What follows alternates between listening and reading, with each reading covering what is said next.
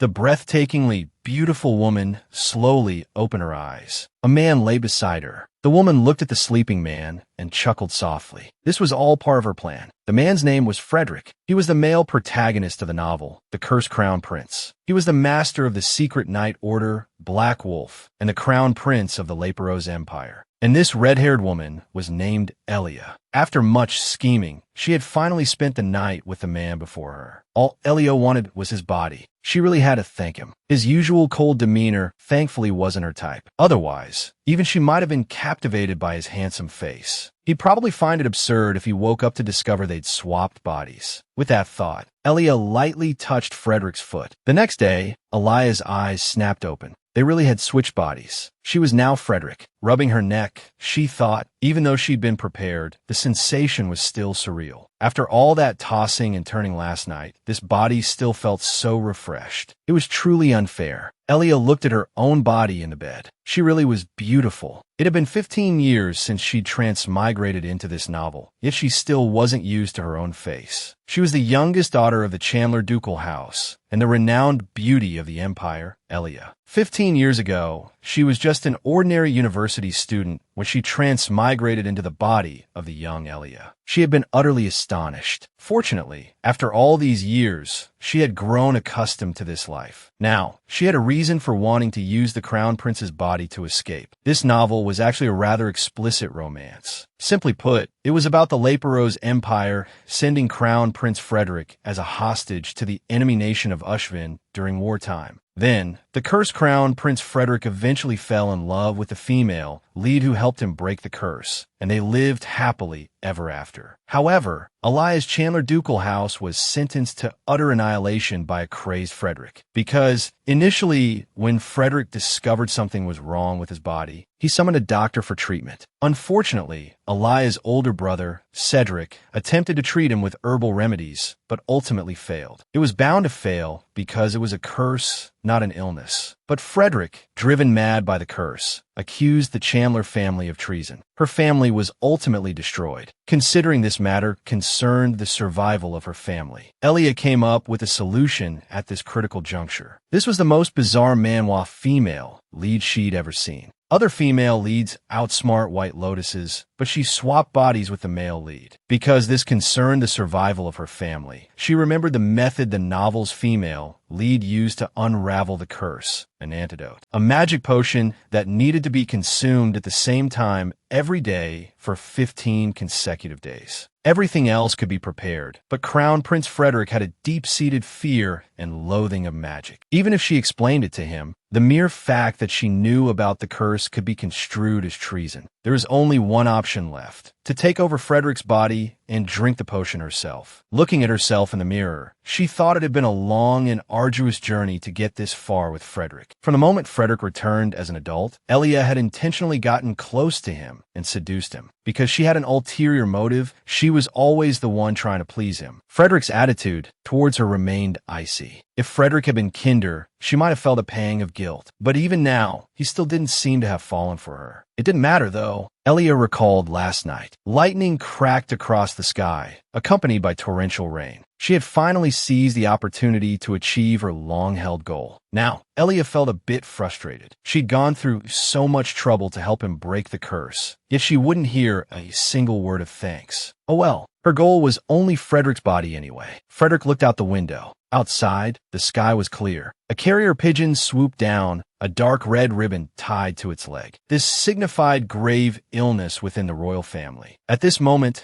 only one person fit that description: Empress Alice, the emperor's aunt. Elsewhere, a breeze stirred the curtains. A red-haired beauty, lying in bed, slowly opened her eyes. Her body ached intensely. She couldn't understand why. Suddenly, her gaze fell upon her reflection in the mirror. In the next second, Frederick's eyes widened. What was going on? Why had he become Elia? This woman, renowned as the Empire's most beautiful, now wore a fierce expression, her eyes fixed on a distant ship. Who could have imagined that beneath her breathtaking exterior resided a man? Time rewound to the previous evening. Crown Prince Frederick and Elia had spent some playful time together. The next day, Elia awoke to find herself in Frederick's body. He quickly boarded a ship and left the ducal house. Just then, a secretary arrived to report that Lady Elia had not yet awakened. Elia, mimicking Frederick's usual tone, casually asked, "So?" The secretary bowed and continued, "I've given the items you requested to the maidservant." Elia was taken aback. Frederick had requested something? As for the items, she knew exactly what they were. He often regifted unwanted presents from other ladies to her. Every time, she had to force a smile, a truly arduous task. Elia guessed it was another batch of randomly chosen gifts. Now that such a gift had landed in her own hands, she imagined he would find the situation quite absurd. Meanwhile, Frederick awoke to discover he had become Elia. Even more shocking, his own body was visible on the departing ship. He pounded frantically on the window. As if sensing something, the man turned his head. Frederick opened his mouth, only to find his voice had also changed. He clutched his throat in disbelief. Could it be that Elia was now inside his body? Suddenly, a sharp pain shot through him, and he slumped weakly. The attending maidservant rushed to his side, her voice filled with concern. "His Highness, the Crown Prince, is too much. How could he leave so carelessly after spending the night?" Frederick was speechless. If they only knew the Crown Prince was standing right before them, they would be terrified. After spending the night together, he was the only one who woke up in an empty bed. What had Elia done to him? The current situation was already difficult enough to accept, but she had simply left him there alone. His throat was incredibly sore, preventing him from doing anything with his body for the time being. He would have to deceive the others, at least for now. Frederick knew Elia's mannerisms well, so imitating her wouldn't be difficult. He instructed the maidservant to leave him alone for a while. Once she was gone, silence fell over the room. Frederick felt a throbbing headache. His body was so frail, utterly lacking in strength. Looking at the beautifully wrapped gift on the table, his irritation grew. Why had Elia done this? Had he upset her somehow? But they had always gotten along so well. Could she have thought that after spending a night together, everything was over between them? The more Frederick thought about it, the angrier he became. He swatted the gift off the table. Inside lay a ring. Could you believe it? This woman, the Empire's most beautiful, was actually a man. All because he had switched bodies with a woman. Frederick glared at the gift, seething with rage. He kicked the gift across the room. He had even prepared this for a proposal. Had Elia only been planning to steal his body from the very beginning?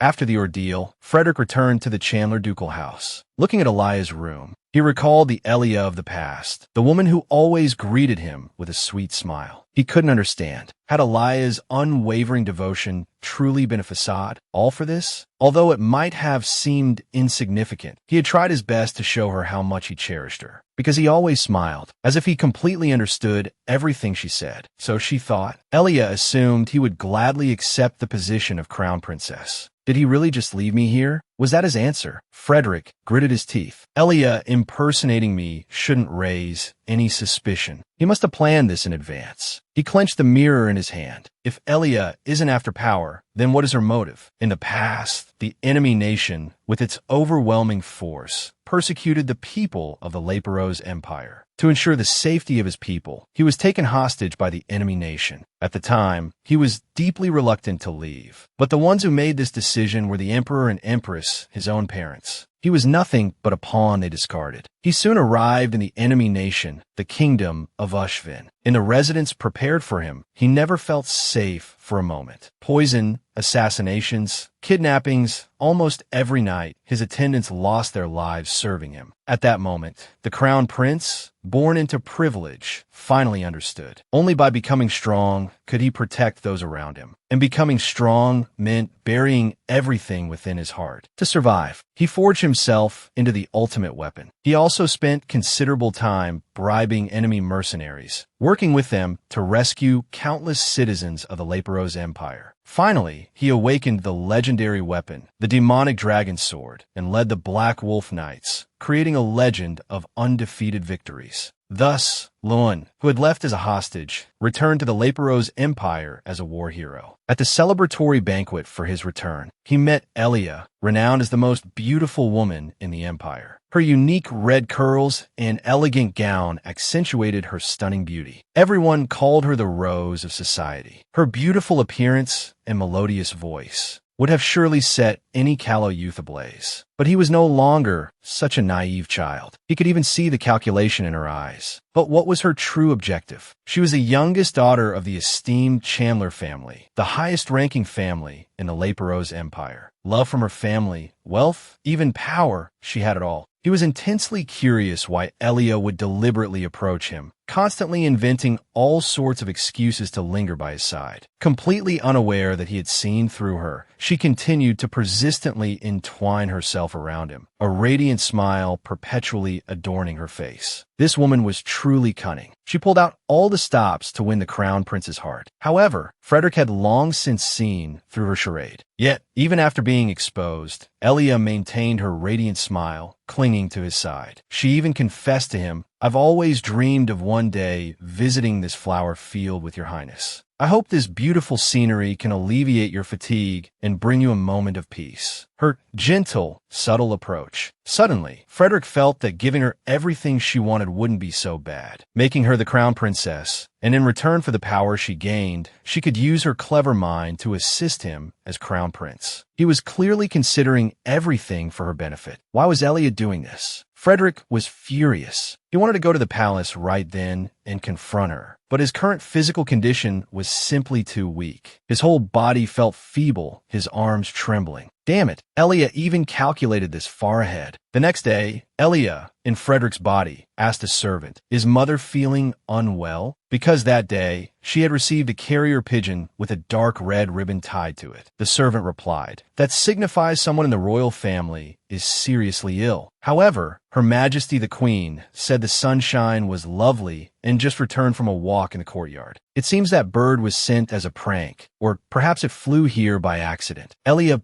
breathed a sigh of relief. Thankfully, I wasn't discovered. It was sent by someone assisting me. The carrier pigeon has successfully entered the palace. This is the true beginning. I absolutely cannot let Frederick's relatives discover my real identity. She was now quite familiar with Frederick's mannerisms. Not only that, but she also knew the layout of the Crown Prince's palace like the back of her hand, because she had been constantly by Frederick's side. And this was also where Cedric, his second older brother, conducted his official business. However, if I run into my brother, things will become very troublesome. But we shouldn't meet. Elia had taken precautions in advance to prevent such a scenario. Moreover, ever since she had resolved to switch identities with Frederick, there was one thing she worried about most. He'd done his homework for this. He knew the sheer volume of official duties that Frederick handled daily. From his prior observations, even as Crown Prince, Frederick still had a mountain of paperwork. Although she had grasped Frederick's work style through her second brother, Elia still felt apprehensive. The Emperor's birthday banquet was fast approaching. Compared to matters of state, the banquet preparations were overwhelming. This was the perfect opportunity for their body swap. Just then, Marquis Shelby, Frederick's confidant, suddenly spoke. Elia's heart sank. Had he discovered her? This woman is too audacious. Spending the night with the Crown Prince, just to steal his body. She had to be constantly vigilant, careful not to give herself away. And yet, at that very moment, Frederick's confidant spoke again. Feigning composure, Elia asked him what was the matter. Marquis Shelby stammered, "Your Highness, may I offer a humble suggestion?"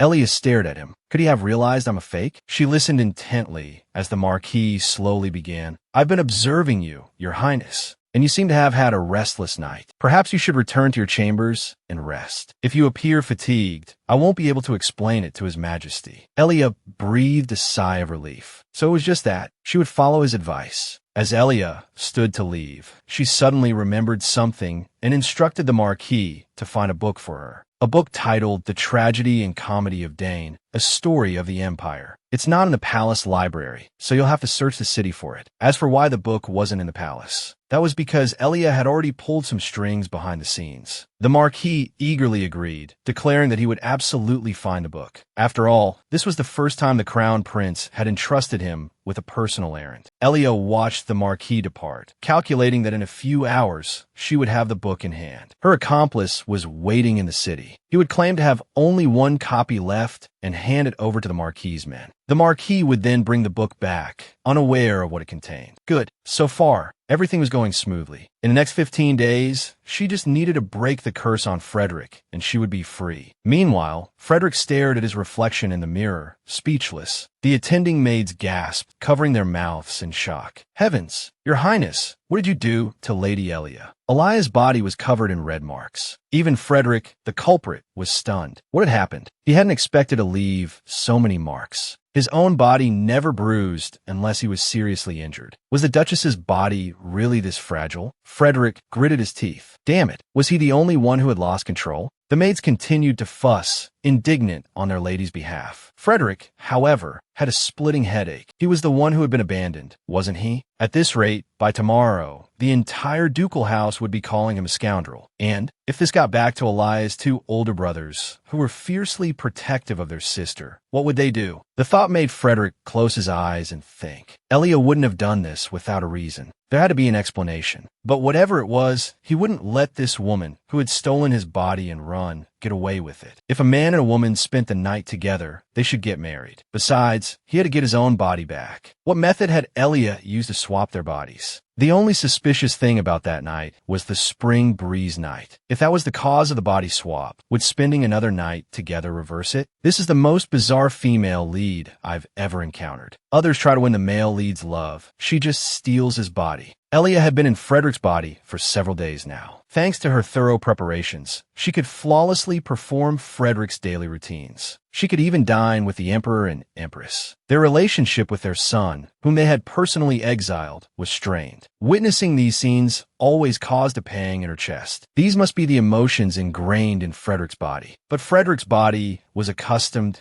to suppressing emotions, to feigning indifference. No matter how much inner turmoil he felt, he wouldn't shed a single tear. He must have learned to control his feelings from a young age. Although the thought of Delhi like this stirred something within him, it was irrelevant. His mission was to break Delhi's curse and save his own family. The Marquis respectfully inquired if the meal was finished. As instructed, he had prepared cold water and was waiting for Chandler, a messenger from the Duke's estate, specifically from Lady Chandler. Elia turned, dismissing the messenger as unimportant and telling the Marquis to send them away. This was the fourth time. Exasperated, she curtly ordered the Marquis to withdraw. Delhi, despite his taciturn nature, was an intelligent crown prince. He must have realized by now that she had taken over his body. Therefore, meeting him before the deed was done was out of the question. Even with their bodies swapped, the moment they touched, their souls would return to their original forms. This elaborate body swap was solely for the purpose of lifting the curse. There was no room for error. Elia reached for the book in front of her. Painstakingly prepared, it contained the letter she sought. She began to leaf through the pages. Finally, she found the hidden packet. The powder Elia had smuggled and was finely ground antidote. Dissolving it in cold water would easily yield the cure. She prepared the solution in advance, intending to drink it at 4 o'clock. The bitterness was almost unbearable, but thankfully, only 1 week remained. In a week, it would be the 16th day since she had stolen Delhi's body. For the survival of her family, this woman had meticulously plotted every step. First, she seduced the crown prince, sharing a night with him. Then, she seized control of his body. In 1 week, it would be the 16th day since Elia had taken over Delhi's body. On that day, the curse would be lifted and they would return to their own lives. By then, news of the crown prince's cold treatment of Lady Chandler would have spread far and wide. Once back in his own body, Delhi would undoubtedly seek her out. She would feign heartbreak and reject him, garnering sympathy while Delhi suffered the humiliation in silence. Even if they met again later, she could feign ignorance, claiming she had been terrified upon waking up in the wrong body. She would pretend to know nothing about the curse and maintain the charade to protect the crown prince's reputation. Elia planned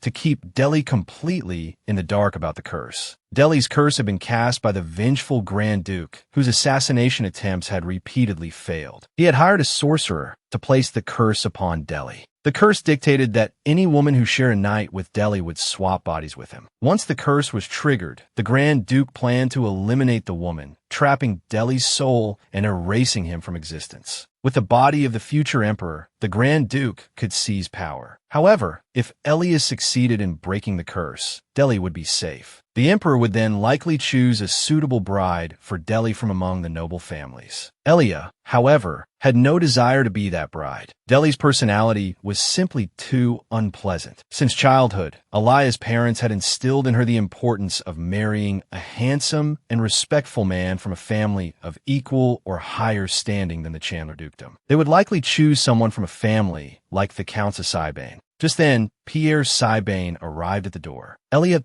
bade him enter. "Speak of the devil, and he shall appear." A man with striking white hair entered. Elia, gazing at his handsome features, felt a surge of satisfaction. After all, he was a potential husband, but his expression was different than usual. His usual gentle smile was replaced by a cold indifference. What could be the matter? Elia asked him his purpose. Pierre replied that he had encountered the messenger from the Chandler dukedom on his way. "Didn't you intend to see him? Didn't you see me send him away?" Elia retorted. Pierre took a deep breath. "Your Highness," he said, "aren't you being rather cruel to the young lady from the Chandler estate? This woman is the female protagonist of the novel. Yet, she's overshadowed by this woman touted as the Empire's most beautiful. Even the male lead, who was supposed to fall in love with her, is captivated by this other woman. However, Elia has absolutely no interest in Crown Prince Frederick. She's rather curious about the female protagonist's brother, though. The Sibane Marquisate, where Pierre resides, has many connections to Elia. Firstly, both the Sibane and Chandler families are loyal to the Emperor. Their estates are close, only a few minutes' walk apart. Therefore, the two dukes share a deep bond. Furthermore, Pierre is also close with Elia's brothers. They often praise her gentle and kind nature. If only their relationship were limited to these connections. However, Elia has a personal grievance with the Sibane Marquisate. It concerns the daughter of the Marquis Sibane, even with the good relationship between their families. Elia doesn't want to exchange a single word with her, because she is the female protagonist of the novel The Cursed Crown Prince, Lilia Sibane. For Elia, who is destined to spend a night with Frederick, Lilia, the woman fated to fall in love with him, is someone Elia must be wary of. So, she's always been cautious around Lilia. Because she can't afford to offend Lilia, who also belongs to the Emperor's faction, Elia can only meticulously dress herself for gatherings and try to avoid greeting her first. Elia is determined to swiftly and fully seduce Frederick after his return. But if Lilia interferes, things will become complicated. So, Elia's actions are also a way of reminding everyone that she's not someone to be trifled with. Although it's not exactly righteous, this is a matter of life and death. She has no other choice. Elia thought to herself, now that she's spent a night with Frederick, she can take the initiative to greet Lilia next time. But before that, she should give Pierre a response. He will express her anger for her, and the target of that anger is the arrogant crown prince. She's truly grateful, but he is Frederick now, so she has to be callous. Elia looked at Pierre. "You're asking me if I'm being too harsh on the young lady from the Chandler estate, aren't you? This is my affair. I'll handle it myself." Pierre hesitated, wanting to say something but lacking the standing to do so. He could only coldly reply, "Very well." He then continued, "There's another matter I came to discuss with your Highness. Would you be able to accept the request from the Duke of Chandler's eldest and second sons? Their younger sister hasn't been well lately, so they wish to take a few days leave to be by her side." Elia was secretly delighted. Her brothers were truly wonderful. These two, who held official positions within the palace, were willing to use up all their vacation days for the year. They hadn't left the ducal estate this whole time. Right now, Frederick must be basking in the overflowing love of her brothers. Thinking of this, Elia replied to Pierre, "I approve." This handsome man would never imagine that the object of his affection was right in front of him. And most importantly, she had become a man. As Pierre turned to leave, he asked Elia, "Will you be attending His Majesty's birthday banquet with Lady Elia?" Frederick hadn't mentioned this to him, so Elia promptly replied that they would not be attending together. Hearing this, Pierre smiled faintly, a weight lifting from his heart. "That's good." Meanwhile, Frederick was reveling in his brother's care. One brother brought tea, the other a doll, hoping to cheer Elia up. Frederick, however, just thought they were mad. 3 meals a day, plus afternoon tea. The brothers dedicated every waking moment to their sister. In the Crown Prince's palace, these two, usually like tigers, had transformed into docile kittens in front of their sister. The brothers suggested, "Why don't we take a stroll in the courtyard, just like when you went to Boss Island?" Boss Island? Frederick thought again of that beautiful and cunning woman, the woman who stole his body. Seeing their sister's expression darken, they realized their mistake. They quickly tried to console her. "You should go and rest. We bought you lots of cakes and pastries. Enjoy them. And never forget, we'll always support you." With that, they left. But Frederick was losing his mind. He had been kissed by two men. He glanced at the doll beside him. Why would Elia like dolls? He tossed the doll aside. Today was the 15th day since they swapped bodies. He was tired of this charade. How much longer would this situation continue? It stung. Arya running off after spending the night with him and returning the engagement necklace, adding insult to injury. He was easy on the eyes, sure, but even the most beautiful view gets tiresome after 85 years. Deli wouldn't let her get away with this humiliation. He would investigate personally. If the body swap was intentional, it had to be someone close to him, someone trying to sabotage him. All he needed was concrete proof, and then he'd have her trapped. He'd demand to know why she'd done this to him, face to face. Would she try to make amends? Perhaps by becoming the crown princess, after all. Just then, Deli's fingers brushed against a hidden latch. Excellent. He seemed to have stumbled upon the Duchess's secret. Who would have guessed this breathtaking woman was actually a man? Poor Deli, robbed of his own body. But now, he held Arya's secret in his hands. He pulled the book from the drawer. It looked like an ordinary book, but she'd hidden it so carefully. It had to be important. He didn't know what Arya's game was, but ultimately, she still intended to become crown princess. Deli slowly opened the book. The contents made him jump. Page after page of handsome men, all rather oily. It was a collection of pictures of male actors. He hadn't pegged Arya for this kind of interest. Deli tossed the book to the floor. Was this, too, part of her scheme?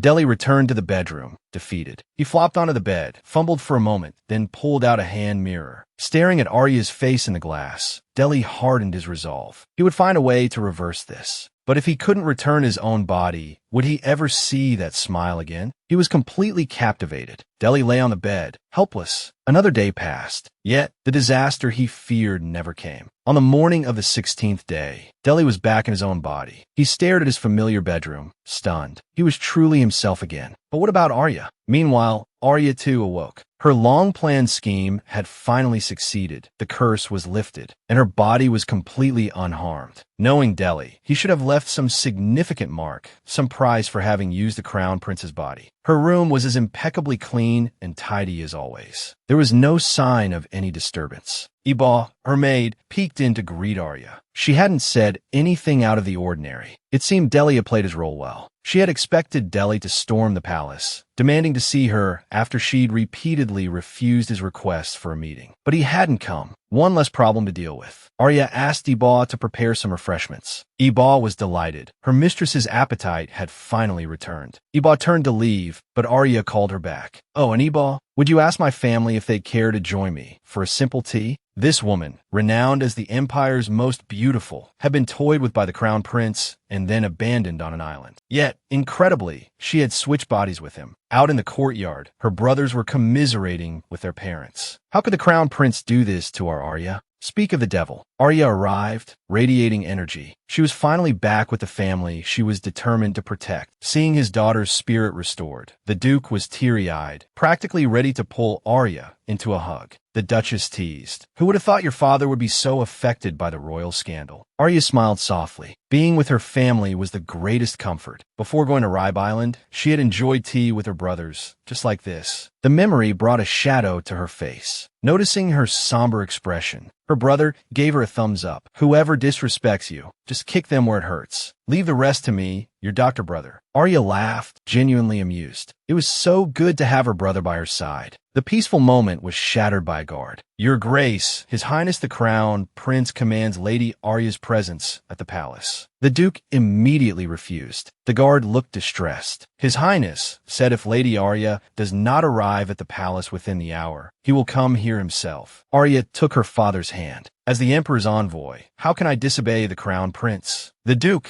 however, declared there was no need to sacrifice his own life for the family. Arya stood up resolutely. She was an adult now, and she had long anticipated this summons. She reassured everyone, promising to return quickly. Truthfully, she had been waiting for this moment. As the carriage came to a halt, Arya stepped out and saw Deli. Feigning ignorance, she asked, "Are you here to greet me?" Deli frowned at her, while Arya met his gaze with a sweet smile. The climax of her plan had finally arrived. This man, who had been infatuated with the crown prince just a fortnight ago, now regarded her with utter coldness. Deli led Arya to the garden and demanded to know what she had done to his body. Arya remained silent, her expression impassive. Deli was taken aback by her sudden indifference. She had always been so cheerful towards him before. Just then, Arya spoke. "Your Highness, I don't know what you're talking about." Deli was speechless. Was she still pretending? He decided to confront her directly. "Arya, you must know something about our bodies being swapped." Arya felt a headache coming on. He was indeed clever. He had seen through her charade. It seemed she had no choice but to resort to plan B. Looking away, she said, "I know our bodies were swapped, but it was very sudden. I only acted as I did to protect your Highness's reputation." She had been acting all along. Deli was angered by her explanation. Did she think he would be so easily fooled? Any normal person, upon realizing they were in another's body, would have consulted him immediately. But Arya had abandoned the person she had spent the night with and run away. Arya found Deli strangely emotional today. She, however, had her excuse prepared, because at that time, a carrier pigeon with a dark red ribbon flew to the island. As a noble, you should know what that signifies. That's why I returned early. Do you have anything else to say to me? Deli clenched his fists. She had ignored the messenger. What did that mean? She was definitely hiding something. Deli's voice rose in anger. "For half a month, you've been avoiding me, refusing any contact. How do you explain that?" Arya sighed inwardly. He was truly relentless. What a terrible personality. Even in his anger, however, he was undeniably handsome. But this would likely be the last time she would see his handsome face up close. Arya explained, "I avoided your Highness's messengers because I wanted to keep my distance from you."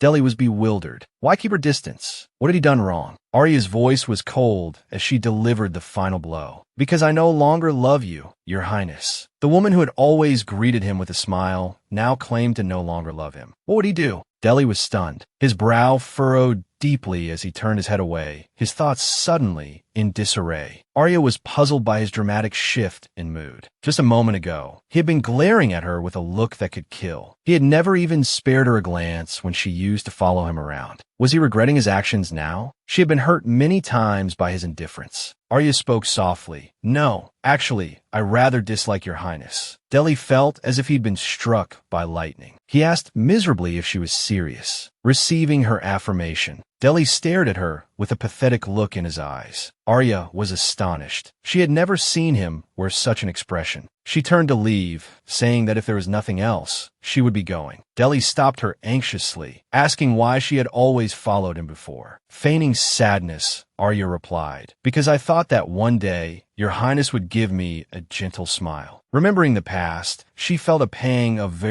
Wei-Chu, a mixture of grievance and injustice. Deli had always been indifferent to her. She no longer wanted to pretend to be happy and accept gifts that other ladies had rejected, like a puppy yearning for its master's love. She was tired of playing that pitiful role. Arya continued, "After returning from the island, I've done a lot of thinking. I still want to fall in love with someone who loves me." Having left the island, Arya went to Iba. Iba was very supportive of Arya's decision. "Miss, you are so brave to say such things to the crown prince. If it were me, I would have fainted." Arya had already begun planning her next move. Next, she would call the person who had assisted her and tell him that the matter was settled. Then, she would prepare for the Emperor's birthday banquet. "I'm so busy," she thought. Suddenly, a rustling sound came from the nearby flower bushes. Arya looked up. The person who appeared was none other than Pierre. Pierre Chili gritait d'Arya. His face was flush crimson. He wanted to find a topic to chat with Arya, but he stammered for a long time without uttering a complete sentence. Arya picked up the slack, remarking on the lovely weather. Seeing Pierre so nervous in her presence, she thought, he definitely has feelings for me. Arya asked him if he was going to the crown prince's palace. Pierre nodded. Meanwhile, Deli, having finally caught up, chased after her. He couldn't let Arya leave him like this. There were things he needed to give back to her. When he arrived, Pierre was stammering to Arya, If you don't mind, would you be my partner at the birthday banquet? What does it feel like to witness the person you admire being asked out by another man? Pierre shyly asked Arya. If you don't mind, would you be my partner at the birthday banquet? I'm sure many people will ask you, but I still hope you'll give me a chance. Arya looked at Pierre. He was indeed a suitable partner. They were both descendants of the Emperor's line. Having known each other since childhood, they knew each other well, with no scandalous secrets between them. He always wore a reassuring smile, and his voice was gentle, no matter how she considered it. He was the ideal partner, but she couldn't give Pierre a definite answer yet. Pierre smiled understandingly, indicating that Arya could tell him whenever she decided. After listening, Arya teased, I heard the Night Order's carrier pigeon even delivered a love letter to you. They chatted for a bit, and Pierre offered to escort her back. Just then, Deli stepped out. Seems the 7th Night Order has a lot of free time, Pierre remarked, surprised to see it was Deli. Arya was startled. How'd he find her here? And since when had he been watching? Arya curtsied to him. Pierre bowed and said, Your Highness, I apologize. I saw the lady and chatted with her briefly. He then turned to Arya and said he would await her reply before taking his leave. Watching Arya's lingering gaze, Deli seethed with anger. He gritted his teeth and said, Arya, if you have time, let's talk. Arya was impatient. Didn't we just talk? Why does he want to talk again? He must want to ask about the curse. The more she talked to him, the worse the situation would become. It's best for someone with secrets to stay silent. Tears welled up in Arya's eyes and streamed down her face. She sobbed, saying nothing, and Deli's heart softened. He looked at Arya, then finally turned his head away, his back to her. The meaning was clear. He was allowing her to leave. Arya wouldn't let such a good opportunity slip away. She quickly took Ebaw and headed towards the carriage. She didn't want to waste any more time talking to Deli. She hoped she wouldn't have to face him again. The girl who had been sobbing just a moment ago now broke into a radiant smile. Ebaw was puzzled. Miss, weren't you just crying? Arya explained. Perhaps I cried so hard my tears dried up. Ebaw breathed a sigh of relief. Arya looked out the window, pondering the events that had just transpired. Although she had managed to avoid Deli today, he had, after all, taken over the Crown Prince's body, and Deli was certainly capable of it. While he himself hadn't left a trace, he was the Crown Prince. Even if innocent, he could easily fabricate a crime against Arya. She absolutely couldn't let him do that. Her only option was to feign injury at his hands, creating the illusion of distance between them. Ebaw had mentioned how he often stared at his reflection. Was it because he was constantly scrutinizing his appearance? Unexpectedly, the cold-hearted Deli had agreed to her request. It seemed he was rather fond of this face after all. Arya considered a permanent solution. If only she could bewitch Deli to the point of madness, she wouldn't have to worry about her family anymore. But Deli wasn't the type to betray his country for a romantic interest. It was a hopeless fantasy. Arya instructed Ebaw that she was preparing new jewelry and needed her to contact the jewelers. She needed to prepare tea for her guests, as she intended to reward the assistants at the jewelry shop. That night, Deli pondered the day's events. Arya's tears, they had to have been an act. It was almost comical. He had honed his sharp intuition to survive in a hostile country, and yet she had feigned tears right in front of him. And even knowing they were fake, he had still let her go. He hadn't even begun to question her, and she was already so eager to escape. What a clever, cunning woman. But after their conversation, Deli was certain. The body swap had to have been her plan. Otherwise, there was no reason for her to flee. Deli looked at the exquisite box in his hand. It contained the engagement necklace he had intended to give Arya on the island. He had thrown it away in anger during the body swap, but the steward had retrieved it. Arya was so intelligent. He had planned to negotiate with her, to offer her the position of Crown Princess. But before he could even ask, this had happened. Just then, the Marquis arrived, a smile on his face. He presented the tea, asking Deli if he would like to try some, as he had been enjoying it lately. Inspiration struck Deli. He ordered the Marquis to fetch the royal physician immediately. He needed a physical examination. This time, he would finally find Lady Arya's weakness. He pictured her, this breathtaking woman, weeping and begging for the Crown Prince's forgiveness. However, this was all in Deli's imagination. Just moments ago, B1 Sideli had finished drawing blood, stating the results would be ready a week before the birthday banquet. You said that by drawing blood, you could determine what I've ingested, correct? Deli inquired. Report to me as soon as the results are available. Sideli bowed and withdrew. Deli pondered. After taking over his body, Arya might have consumed a soup made with poisonous herbs. If that were the case, how should he punish her? This brought him back to the image he had conjured earlier, Arya, the woman who had stolen his first night, begging for mercy. He truly anticipated it. The next day, Arya's room was filled with jewels and necklaces. Eba gasped at the sight, awestruck by her mistress's beauty. The thick, red curls, the unique golden eyes, her exquisite figure complemented by the elegant gown. She was breathtaking. Arya suddenly recalled that ever since her first grand debut, her father had always consulted her on the design of her formal attire. From a young age, Arya had received letters from top designers. In high society, battles were often fought over fashion. It could be said she had many allies. Eba exclaimed, "Miss, this gown, it must be from a top designer. You'll be the most dazzling at the birthday banquet." Then, she presented a box filled with letters. "Miss, have you chosen your escort yet?" Arya paused, considering. The birthday banquet was only a week away. It was indeed time to decide on an escort. Arya picked up a piece of stationery and began to write. After sealing it with wax, she instructed Eba, "Send this letter to the Earl of Siberian's manor." "Miss," Eba inquired, "does this mean you've chosen young Master Pierre?" Arya nodded. Pierre seemed the most suitable choice. Besides, he had extended the invitation in person. It wouldn't be proper to refuse. Eba turned to deliver the letter. At the door, she reminded Arya that the Duchess was waiting for her to join her for dinner. Arya smiled and said she would be there shortly. At the dining table, the Duke beamed at his beautiful daughter. "That dress is quite lovely," he complimented. He then began praising Arya. "I knew it. Your discerning eyes just like your mother's." Arya smiled, then asked why her brothers hadn't come. Her mother explained that Arin would arrive shortly, and that Sideli had been urgently summoned to the imperial palace. A sense of foreboding washed over Arya. Such a sudden summons. Could the Empress's condition have worsened? The Duke clarified. "His Highness the Crown Prince recently underwent a physical examination. Sideli has gone to analyze the results." Arya's heart skipped a beat. Deli had a physical examination? He must have had it done immediately after regaining his body. Clever indeed. The herbal remedy Arya had consumed to break the curse undoubtedly contained toxins. Although intended as an antidote, if discovered, she would be executed for such a treasonous crime. Her family would surely be implicated. That woman, to survive, she actually swapped bodies with the Crown Prince. However, Deli was no fool. He'd had the examination on the very first day back in his own body. Arya stifled a laugh. Did he really think she hadn't anticipated this? As a precaution, on the last day of the body swap, Arya had consumed a tea that neutralized the toxins. While a blood test might reveal the presence of harmless components, those plants wouldn't reveal Arya's true intentions. Once again, she was a step ahead of Deli. Just then, Arin returned. Seeing Arya's cheerful expression, he asked if something good had happened. Arya simply replied, "Nothing in particular." Lost in the thrill of her victory, she hadn't considered that Deli's test results might deviate drastically from her expectations. In the Imperial Palace, Sideli examined the report. "The blood work shows no abnormalities." Deli inquired, "Is there any possibility of assassination?"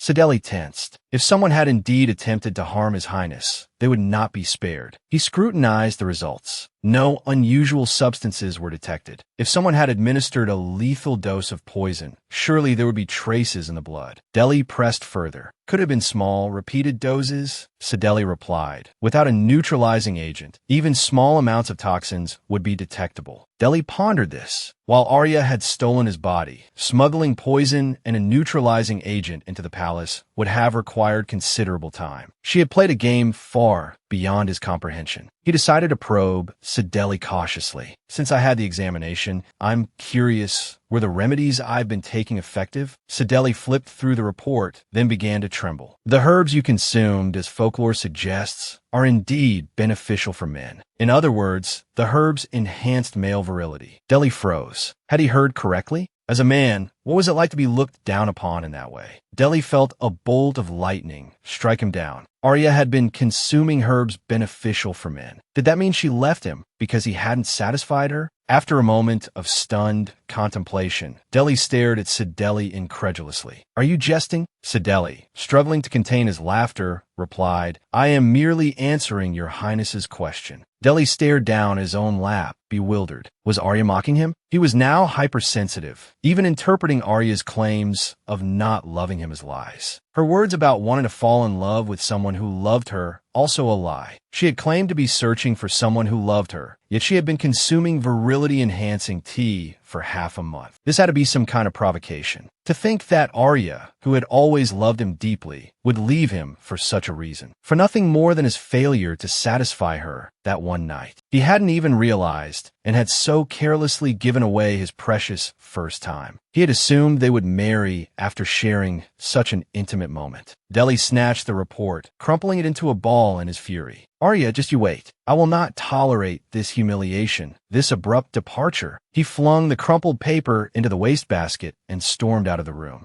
On a bench, Arya sat bathed in the gentle breeze. The person she'd enlisted to help her was supposed to arrive today, yet there was no sign of them. Arya yawned, wondering when they would finally appear. She was starting to drift off. Suddenly, Sideli called out Arya's name, his voice brimming with excitement. Arya was surprised. Had her brother returned from the Imperial Palace? Sideli seemed unusually cheerful today. He declared he had something to tell her, something that would lift her spirits. Leaning in close, he whispered the events that had transpired at the palace into Arya's ear. However, Arya wasn't as delighted as Sideli expected. She hadn't anticipated this outcome. Preoccupied with neutralizing the poison, she hadn't considered the other effects the remaining herbs might have. She had only wanted to lift Deli's curse, not humiliate him in this way. He must be furious. The thought dampened her own mood considerably. Sideli, misinterpreting Arya's somber expression, assumed she was still pining for the crown prince. "You're too sentimental, sister," he said, cupping her face in his hands. "Forget about him. It hurts me to see you upset over him," he continued. "Find someone you truly care for. I'll find you 10 suitors. Take your pick. I'm going to find myself 10 boyfriends," he added. "What would you do then?" Escaping her brother's playful torment, Arya sighed. Her father and brother were both so protective. This rose-lined path was where she had learned to walk, built especially for her by her father. Lost in these memories, a smile touched Arya's lips. But the next moment, she froze. Deli was standing there. What was he doing here? She approached him, dismissing his distraught attendant before curtsying. "Please come inside," she offered, gesturing inward. She assumed his visit concerned the medical examination. She would have to be careful with her words. Deli got straight to the point. "Was that night something you wanted to forget?" he asked. Arya turned, surprised. He was still dwelling on that. Aside from his slight inexperience, she had rather enjoyed herself. "I don't understand why you think I left you for that reason," she replied. "Weren't you always trying to seduce me?" Deli retorted angrily. Arya was momentarily speechless. He wasn't entirely wrong. Feigning innocence, she explained that she had learned from her brother about the fatigue-relieving tea. Deli wasn't buying it. Even if she hadn't intended anything else, she had still stolen his body and consumed the poison herbs. That much was undeniable. Arya fell silent. He was right. If the truth came out, she could be executed. But if Deli revealed the incident, his own claim to the throne would be jeopardized. So why was he making these empty threats? What was his game? Suddenly, Deli began fumbling in his pocket. Arya flinched. Did he have a knife? He pulled something out, and Arya, startled, cried out and stumbled backward. But it was only a necklace bearing the royal crest. Blushing, Deli said, "Consider this a transaction. I'll forget about you tricking me if you become my crown princess." Arya was stunned, but she managed to compose herself and refuse. Looking at him calmly, she said, "This might sound strange, but what I want is love." Deli followed her, incredulous. "That's absurd. You stopped liking me because I didn't satisfy you, didn't you?" Then, he embraced her from behind. "Let's try again. This time, I'll definitely satisfy you."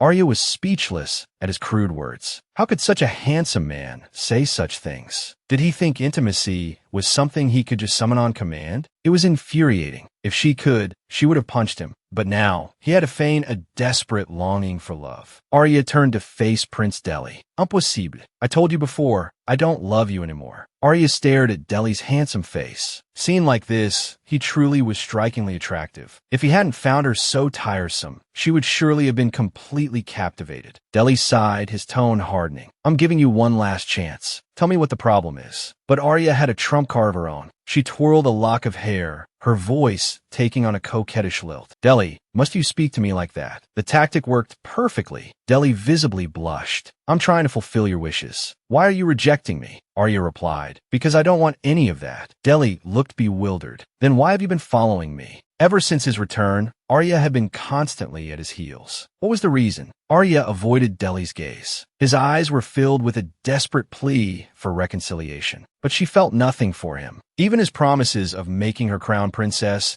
and spending blissful nights together couldn't ignite a spark of affection. Arya picked up the necklace and stared at it in silence. Deli watched her nervously, hoping for her acceptance. But Arya closed the necklace box. "I'm sorry, Your Highness. Unrequited love always ends in failure. Please keep this. There's nothing left between us now." Deli stared at the box in disbelief. "You have to consider the Duke Chandler's position." Arya countered that her parents also wished for her to be with a young, amiable gentleman, sharing a loving and harmonious relationship. Deli clenched his fists, his voice tight with barely suppressed anger. "What kind of love do you expect, Arya?" Arya couldn't find the words. Even if she told him, he wouldn't understand. He probably didn't even know what love was. Explaining it to him would be a waste of breath. Just then, a rustling sound came from the bushes. Both Arya and Deli turned to look. A handsome man emerged from the foliage. "This woman is amazing. Not only did she reject the crown prince's proposal, but she's praising another man right in front of him." Just as Deli was about to press the issue, the man from the bushes interrupted. "Lady Arya, there you are. I'm Hades Carillion. I brought the gemstones that are perfect for you."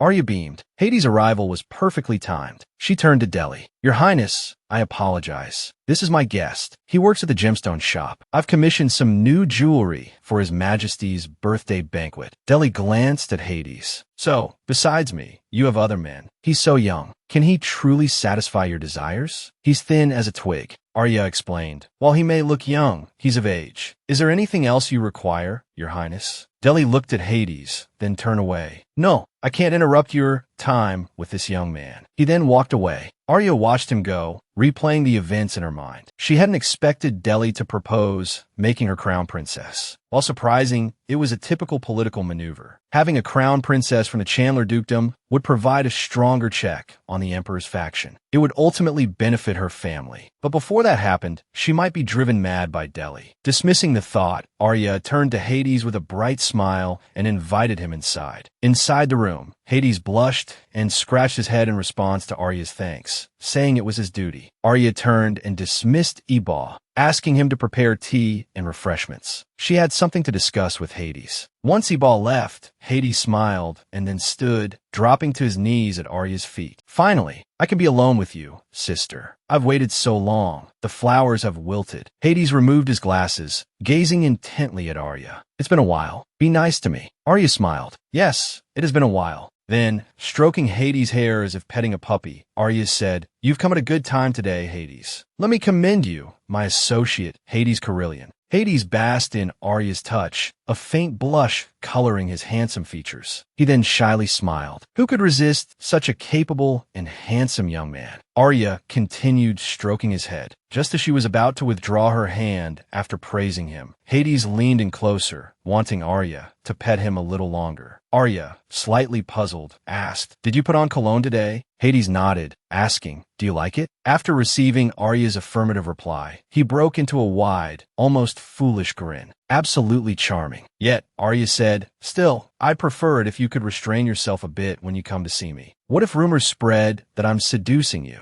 You're looking at me with such an intense gaze, Deli might misunderstand." Seeing him unhappy, Arya poked Hades' cheek. Hades sighed and stood up. "Sister, I'm an adult now." Arya feigned nonchalance. "Oh my, have you already had your 18th birthday?" Hades, exasperated, replied, "You're my benefactor. How could you not know this?" Arya claimed to be too busy. After listening, Hades raised an eyebrow. "All right, I understand." Watching his expression, Arya recalled their past encounters. Expressing understanding with a raised eyebrow had always been Hades' habit. He used to make the same expression when they first met. Arya had known him for over 10 years. Back then, he was just a child, covered in dirt when she first saw him. "I heard there was an old man who wanted to sponsor me, so I came to take a look. I didn't expect my benefactor to be such a beautiful young lady." Arya slowly replied, "I'm 2 years older than you. Show me some respect." Back then, after realizing she was living in a novel, Arya began to carefully consider how to get others on her side. So she decided to take a gamble. In the original story, Hades, the illegitimate son of the Tower Lord, lived like a stray dog and eventually joined forces with the villainess, becoming her accomplice. Arya's goal was to approach Hades before the villainess could. Arya was still young at the time and didn't have the resources to sponsor anyone. She went to great lengths to fabricate a false identity. Ultimately, Hades, abandoned by his father and forced to become a pickpocket at a young age, became Arya's valuable assistant. After accepting Arya's sponsorship, Hades built his own power base, establishing the underworld near the imperial capital. And Hades hadn't forgotten Arya, diligently assisting her to this day. Arya, snapping back to the present, asked, "Hades, what do you want for your birthday?" Hades grinned. "Let me kiss the back of your foot. Let's save that for my 20th birthday." "But sister, the atmosphere among the nobles has been strange lately. Although I haven't found any concrete evidence, they seem to be planning something big." Arya's heart skipped a beat. How should she respond? To save her own life, this woman had been meticulously planning every step, even swapping bodies with the crown prince. Yet now, her brow furrowed. Hades' words had struck a chord. Something big? His Majesty might bring up the topic of choosing a crown princess at the upcoming birthday banquet. They must be preparing for that. Since returning from Delhi, the nobles have been most concerned with the crown princess. They must be eager for a noble lady to take the position. But during that time, I was always with Delhi. They must think he's deeply in love with me. Arya told Hades, "I expect rumors about me to circulate soon. Listen carefully and tell me what you hear." Hades looked puzzled. "What kind of rumors? If they're bad, I could just get rid of those who spread them." Arya cautioned him, "You can't just say things like that. The birthday banquet is about to begin. Be patient." Hades grumbled, "They're speaking ill of you, sister. Am I supposed to just listen quietly?" Arya stood up, a sly smile playing on her lips. "Have you ever seen me go easy on someone who provoked me first?" Violent images flashed through Hades' mind. Indeed, his sister had never shown mercy. Arya smiled faintly. "I won't spare them this time either. Don't worry." Later, Hades brought her the following information. Rumor has it that Duke Cadwan, the leader of the noble faction, is exchanging letters with someone abroad. The Duke is quite ambitious. He's the current emperor's half-brother. He's the son of Lady Rady, the previous emperor's lover. Because of his humble origins, everyone in the imperial palace ignores him. But he's never offended the empress. Apart from maintaining the bare necessities, he doesn't have excessive desires for money. He's content with this. He endures a subservient life in exchange for food and clothing. He became the Duke's mother. But Duke Cadwan, in this life of subservience, only feels a deep sense of shame. Time passed, and war raged. The war changed Cadwan's life. Delhi's uncles, who went to the battlefield, and the second, third, and fourth in line to the throne, all died in battle. He instantly became the second in line. To prevent the sorcerers from turning homes into ruins, Delhi was dispatched to the wastelands. With Delhi, the first in line to the throne, absent, Cadwan, naturally, became the most promising heir to the throne within the empire. Afterward, a throng of nobles flocked to Cadwan's side. Cadwan cast a body-swapping curse on Delhi. But even so, he's exchanging letters with someone abroad. What is he planning? The man stared at the documents in front of him, stunned. He had thought the empire's most beautiful woman was just a pretty face. He hadn't expected her to be so talented. Delhi marveled. He had originally intended to find fault. However, Arya's competence far surpassed that of ordinary loyal officials. Delhi leaned back in his chair. Arya was truly an enigma. Just then, there was a knock at the door. It was Pierre. Delhi looked him up and down. He, too, had used Arya's nickname. What was their relationship? It was certainly intriguing. Pierre bowed, indicating he had a report regarding the Seventh Knights. After hearing the report, Delhi waved his hand, dismissing him. Pierre thanked him cheerfully. Thanks to His Highness, he could leave early today to make preparations for the birthday banquet. Delhi paused. He seemed rather proud.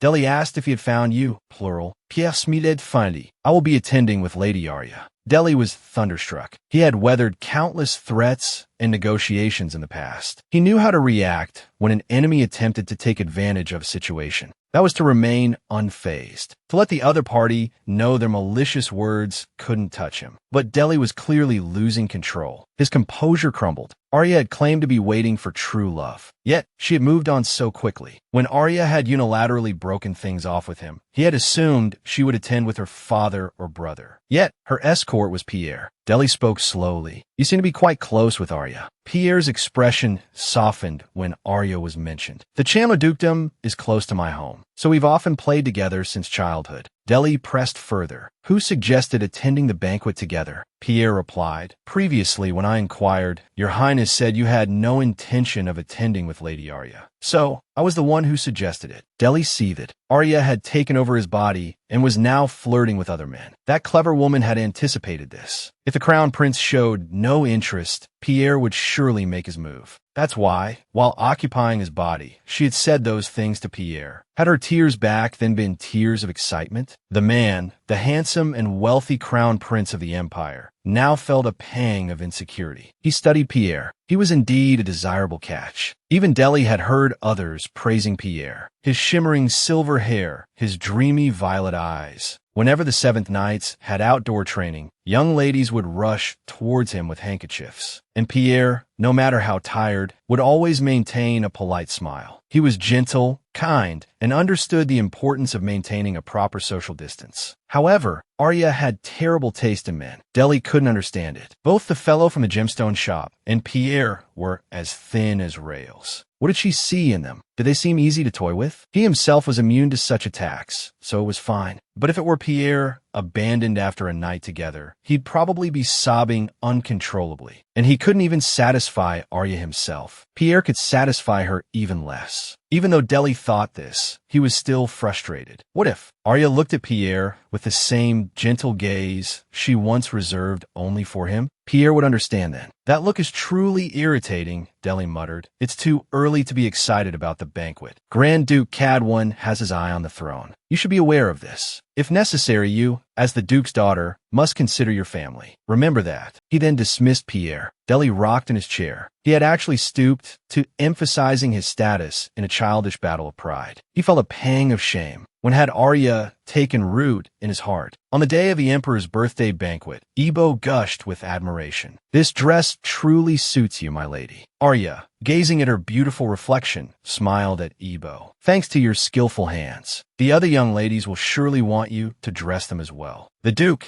observing from nearby, chuckled. It seems the guards will have their work cut out for them starting tomorrow. Her brother added, and the young lords will be scaling the walls again. Arya looked puzzled. Her father explained, every time you attend a gathering, there are flocks of young men like that the next day. Just then, Pierre arrived. Arya smiled gently. Pierre, the suit looks very nice on you. Pierre blushed at the sight of the beautiful Arya. She was truly stunning. She then turned away. It wouldn't do to stare. Arya knew Pierre was pleased with her appearance. It promised to be an enjoyable birthday banquet. That woman spent the night with the crown prince, yet she attends the banquet with another man. Arya extended her hand to Pierre. I'll be in your care tonight. Faced with the breathtakingly beautiful Arya, Pierre was nervous. Anyone escorting Arya would surely be nervous. He also had a mission to protect her. Arya beamed. Those noble faction members will likely all be there. They're bound to be annoying. I'll be counting on you. Pierre gazed at Arya intently. Tell me immediately if anything happens. If there's anyone you don't want near you. Arya paused. Anyone I don't want near me? Could Pierre be referring to Deli? In the hall, guests mingled and chatted over the music. Just then, a sharp-eyed noblewoman noticed something. They were surprised. Lady Arya and Master Pierre arrived together. Arya glanced to the side. The noble faction's young ladies were there, their gazes full of malice, and they had all gathered together. Were they planning to intimidate her with their numbers? As Arya pondered this, one of the noble women blocked her path. After exchanging greetings, Arya offered a faint smile. It's His Majesty's birthday banquet. Are you all enjoying yourselves? The woman offered a strained smile. Thanks to you. We are enjoying ourselves very much. Arya, wanting to avoid further entanglement, turned to leave, but the woman called out to her. Arya didn't stop. Seeing this, the woman sneered. How strange. Lady Arya's escort isn't Prince Deli, but someone else. Weren't you shamelessly clinging to Prince Deli before?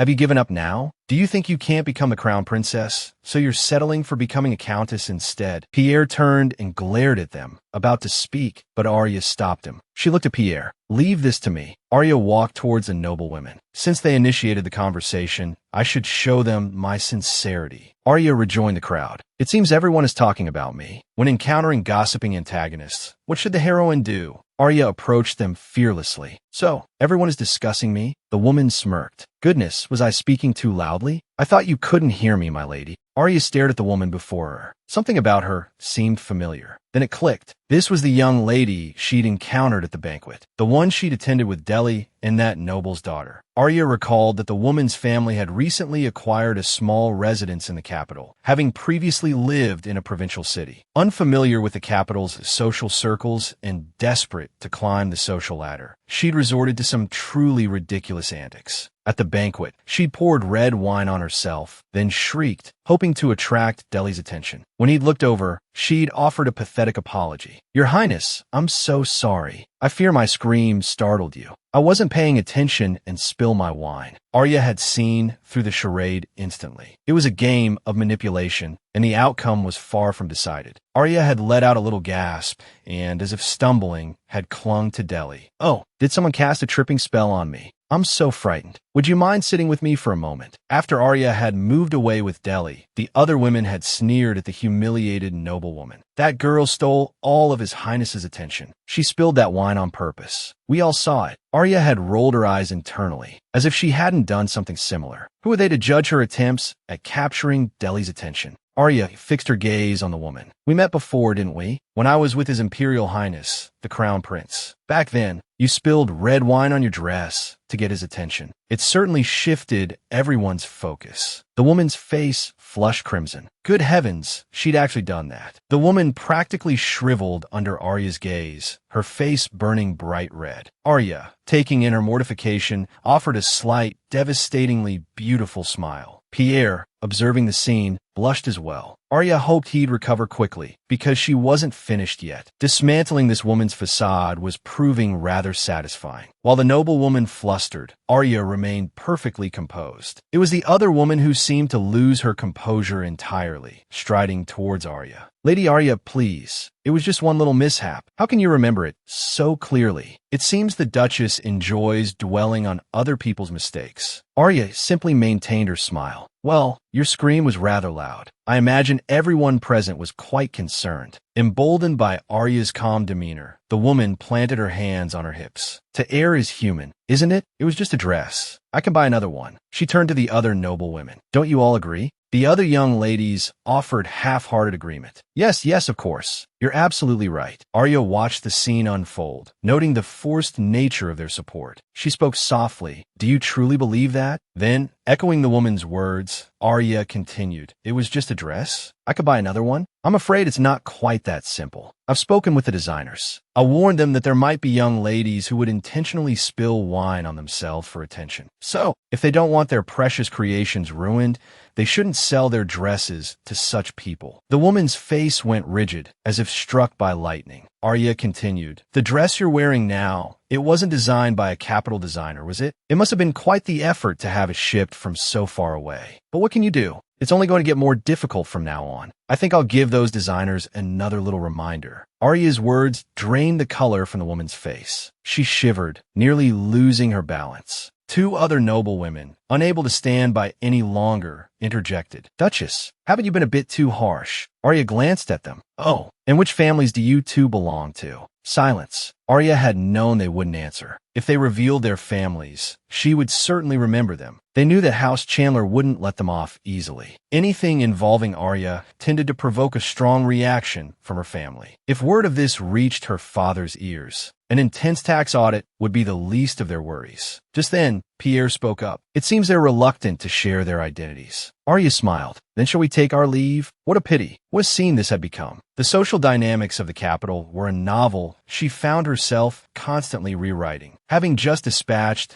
the meddlesome noblewomen, Arya and Pierre strolled towards the center of the banquet hall. It seemed remarkable to Deli that she was alone with him. Arya picked up a glass of champagne and offered it to him. Pierre smiled. "Arya, allow me to take the champagne. You should have some lemonade." "Really?" Arya asked, a touch of playful suspicion in her voice. Pierre began to explain. "You'll get drunk after just one glass of champagne, and if you get drunk..." He trailed off, cut short by Arya's teasing interruption. "I didn't realize you were this kind of man, Pierre. Are you planning to hold my hand while I'm intoxicated?" Pierre flushed crimson, utterly flustered. Arya, feigning innocence, wondered if she'd misread his intentions. She'd spent so much time previously agonizing over how to spend a night with Deli that her thinking had become completely skewed. A mischievous smile played on Arya's lips as she admitted she was only joking. Pierre, still blushing, stammered that he would fetch some fruit and return shortly. The reason I hesitated, he added, is because, well, you've been a bit boisterous with me before after a drink or two. While Arya puzzled over this, Pierre waved to someone in the distance. A familiar figure approached, someone he could speak freely with. Arya followed his gaze and saw Liliana. She was a vision in a delicate white gown, her flowing platinum blonde hair cascading around her like an angel's wings. Liliana's eyes widened in surprise upon seeing Arya standing beside her brother. She offered a timid greeting. After Pierre excused himself, Arya took a delicate sip of champagne, remaining silent, which only amplified Liliana's nervousness. Arya finally glanced at her. Liliana, you're aware, aren't you, that I've been keeping him at arm's length? It must be unsettling to be kept away from someone without knowing why. Arya's reason for keeping Liliana away from Pierre was simple. In the original story, Liliana was destined to be with Deli. This was a matter of course for Arya, having transmigrated into the novel. But for Liliana, unaware of the narrative forces at play, being kept apart from Pierre must have been heartbreaking. But now that Deli's curse was lifted, there was no need for Arya to interfere any longer. A gentle smile softened her features. I envy you, Liliana. You have such a kind brother. Instead of replying, Liliana pinched her arm, a small gasp escaping her lips. You're actually talking to me, she whispered, her voice filled with awe. It feels like a dream. But it's not, is it? A wave of fondness washed over Arya as she looked at Liliana. She found her genuinely endearing. I've heard many young ladies have a secret admiration for Pierre, she inquired. My brother can be quite oblivious, Liliana explained, a hint of amusement in her voice. They chatted pleasantly, oblivious to Deli, who observed them from a distance. While other villainesses were locked in a constant battle of wits with the heroine, Arya was different. She was chatting amiably with Liliana, even complimenting her cuteness. Liliana beamed. To be able to talk about my brother with you, it's truly a dream come true. Arya twirled a strand of hair around her finger. I've spent so much time focused on His Highness, the Crown Prince. I never realized how enjoyable it could be to talk with you. Let's do this again sometime. Liliana, blushing, nodded eagerly. Then, hesitantly, she broached a delicate subject. About you and His Highness. I'm sorry, I don't know how to say this. Arya understood. Liliana, too, had believed she was hopelessly in love with Deli, eventually giving up due to his perceived indifference. It was almost comical. With a nonchalant swirl of her champagne glass, Arya declared that she had poured her heart and soul into the relationship, and now had no lingering attachments. Liliana glanced around nervously before whispering, I always assumed you would become the crown princess. Arya was taken aback. Why would you think that? Everyone here knows how coldly His Highness treats me. Liliana's gaze shifted towards Deli. I don't mean to upset you, but His Highness is looking at you right now, with such tenderness in his eyes. Arya was bewildered. What was going on? Why would he look at her like that? He usually favored practical, simple attire. Yet today, he had clearly put considerable effort into his appearance. Was he trying to impress someone?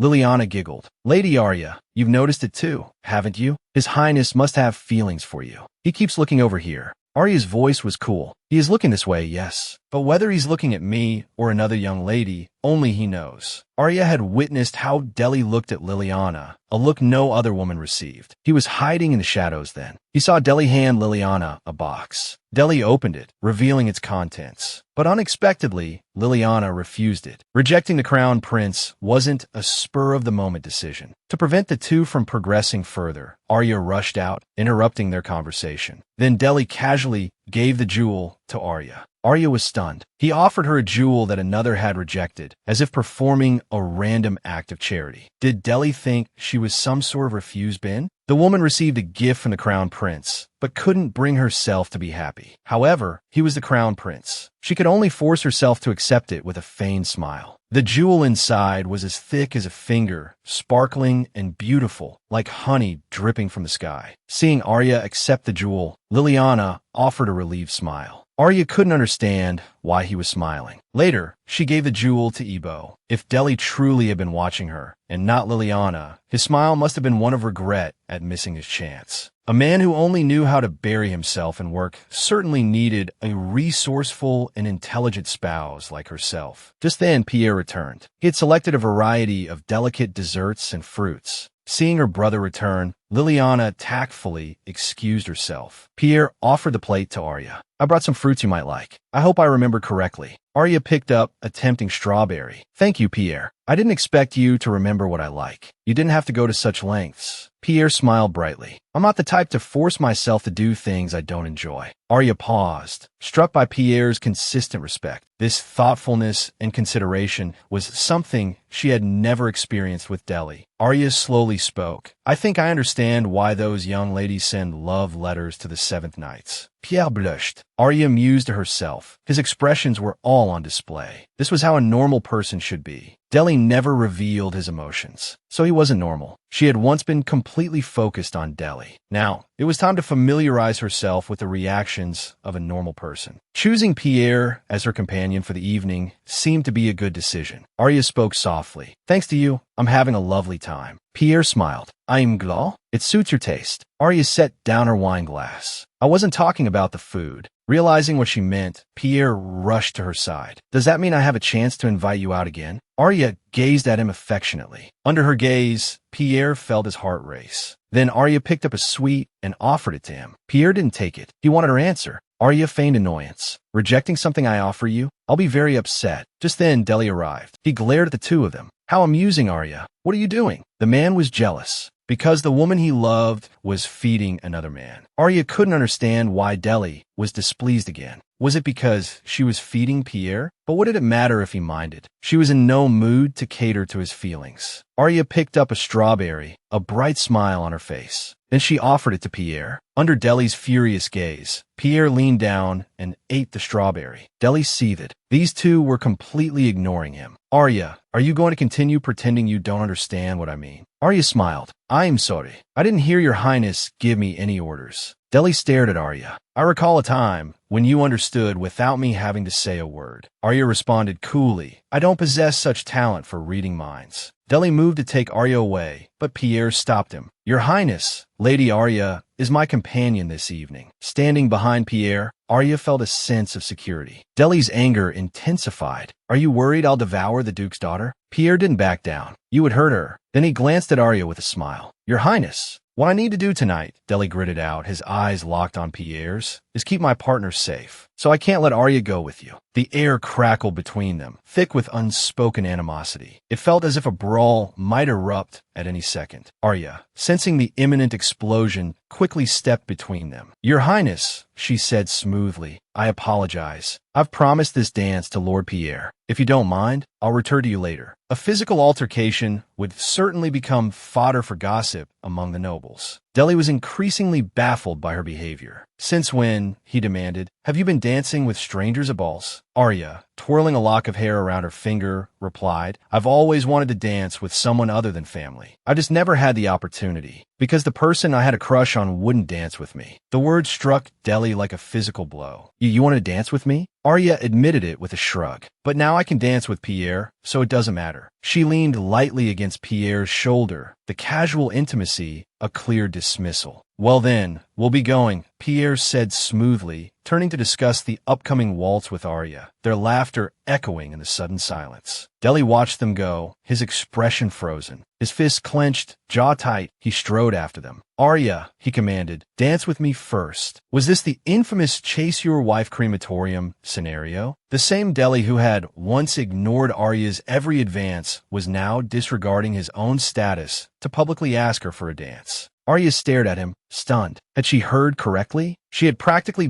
begged him to dance before, only to be rejected time and again. And now he was asking her? Why this sudden change of heart? Was he simply displeased with Pierre? Did he have something he wanted to tell her? Or was he trying to probe further into the body swap incident? If that was the case, she certainly couldn't dance with him. Arya couldn't initiate a conversation that would put her at a disadvantage. I apologize, Your Highness, she said firmly, but I've already promised Lord Pierre this dance. Deli's gaze was intense. Are you refusing to speak to me altogether now? Arya sighed. Please consider my position. Deli surely understood. If Arya abandoned Pierre to dance with him, she would become the laughingstock of the ball. Rejected, Deli turned and walked away without a word. Arya curtsied to his retreating back. He had actually left? Perhaps he did still have some basic consideration for her. Taking Pierre's arm, Arya headed towards the dance floor, a bright smile on her face. Yet, she couldn't help but glance back at Deli. He had actually considered her reputation. It made her see him in a slightly different light. On the dance floor, couples swayed to the music. Pierre looked at Arya, then placed his hand on her waist. "Since it's our first dance," he murmured, "I'll be gentle." Arya teased. "You look so refined. I wouldn't have expected such a bold joke." Seeing Pierre's blush, Arya realized her misstep. After all, she was the only one with inappropriate thoughts.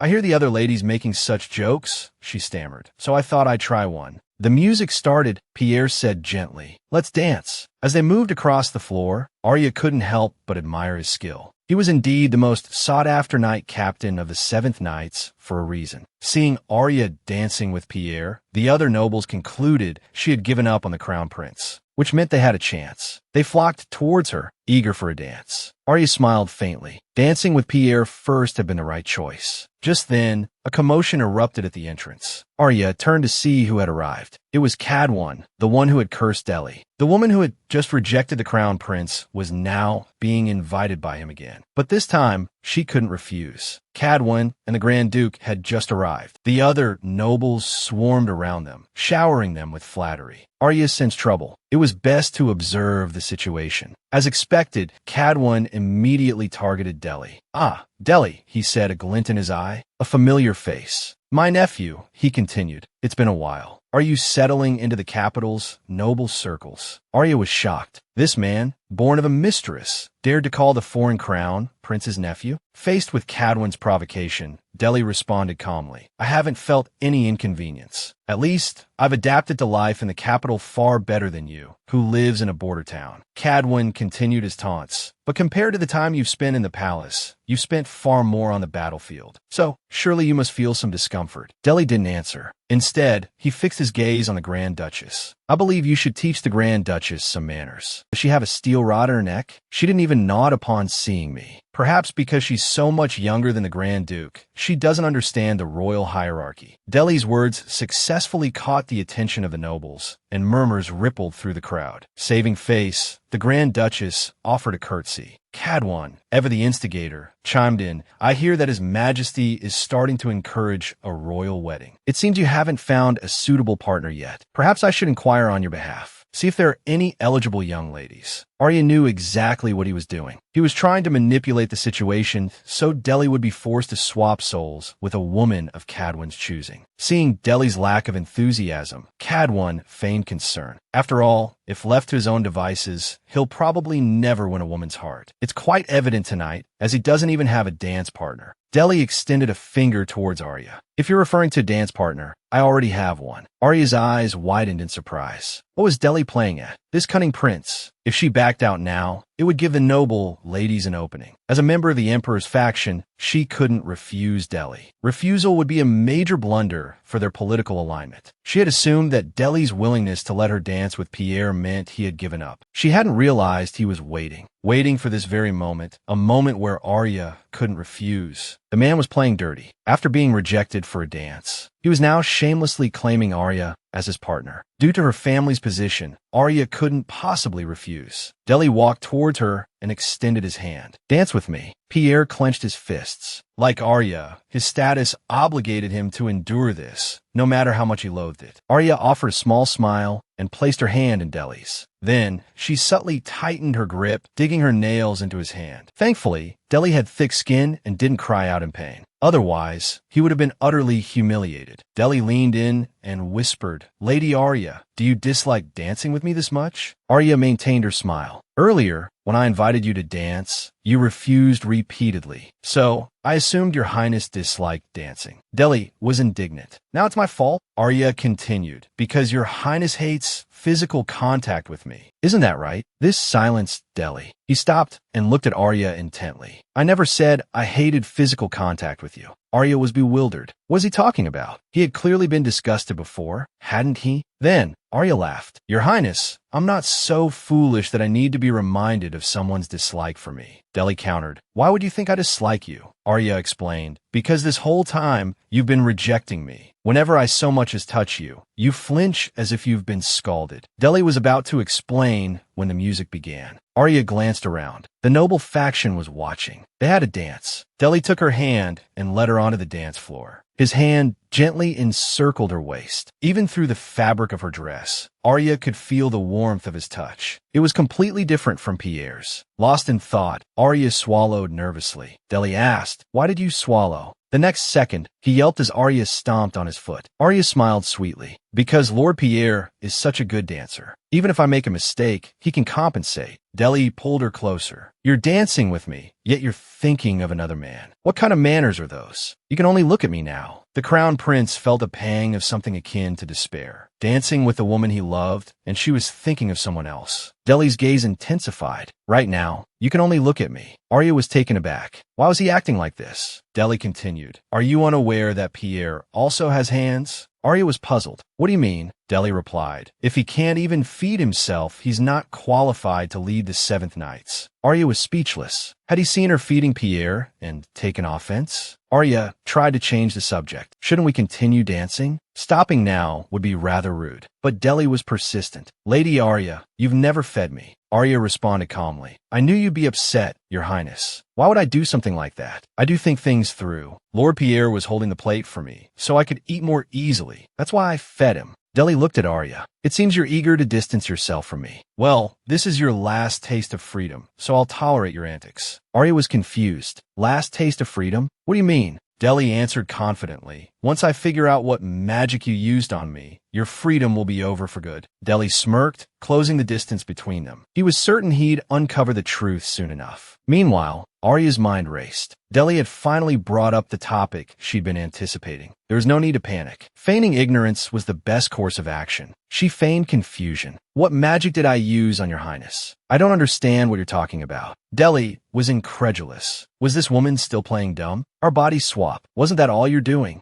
Arya denied it vehemently. I was just as shocked as you were when that happened, Your Highness. Deli placed his hand on Arya's waist. Well, I'm investigating it, and the truth will come out eventually. My offer for you to become the crown princess still stands. Think it over. Arya wasn't interested in the slightest. The curse was broken, after all, and now it would be difficult to find any evidence. The body-swapping incident shouldn't happen again. All she had to do was maintain her innocence until he lost interest. Arya curtsied. Excuse me, Your Highness, but the music has stopped. May I take my leave? The dance had ended, and the applause from the onlookers was deafening. Arya was taken aback. What was going on? Why were they cheering so loudly? She turned and saw the Emperor had arrived. Duke Cadwan, he boomed. You must be proud to have such an exceptional daughter. She would make a splendid empress. The Empress added gently, watching the two of you dance warmed my heart. Lady Arya, your grace reminds me of the Duchess in her younger days. Arya bowed quickly. Your Majesty, you flatter me. The Emperor chuckled. It seems Lady Arya takes after her father in her seriousness. Don't be so formal. You must visit the palace more often. The Empress agreed. While you have the time, do come and admire the beauty of the Empress's palace. Arya maintained a polite smile, a sense of unease creeping in. The conversation was taking a strange turn. They both seemed certain she would become the crown princess and eventually the empress. Although she had no desire to become the emperor's daughter-in-law, she couldn't refuse their request outright. She reluctantly agreed to visit. Escaping the crowd, Arya found a quiet corner to enjoy a drink alone. Pierre found her. Arya, there you are. You're the most beautiful woman in the empire. Every man in the land is captivated by you. Even the heroine's own brother, her sworn enemy, had fallen for her. By now, Arya was slightly tipsy. She looked at Pierre with a hazy gaze, a blush warming her cheeks. Pierre was mesmerized. She was breathtaking. Arya lowered her head. I apologize. I've had a bit too much to drink. I'm feeling a little lightheaded. She gestured towards a door. Let's go outside for some fresh air. I think it'll be cooler out on the terrace. Pierre thoughtfully draped his jacket over her shoulders. It's a bit chilly. You should wear this. Then, he turned to leave. I'll get you some water. It should help you sober up. Arya thanked him, teasing, You're so thoughtful and kind. No wonder I danced with His Majesty. Pierre said nothing, offering only a gentle smile. But as soon as he was out of sight, the gentle smile vanished. Thoughtful and kind, Pierre rubbed his temples. You have no idea how many lies I've told just to hear you say that. What I really want to say to you is not that at all. Pretending to be drunk, using it to flaunt your fiery charm, is your specialty. But the reason I pretend not to notice is because I thought you wanted to be alone, using drunkenness as an excuse. More importantly, I feel like you prefer me when I'm innocent. It's an image I've diligently maintained for you.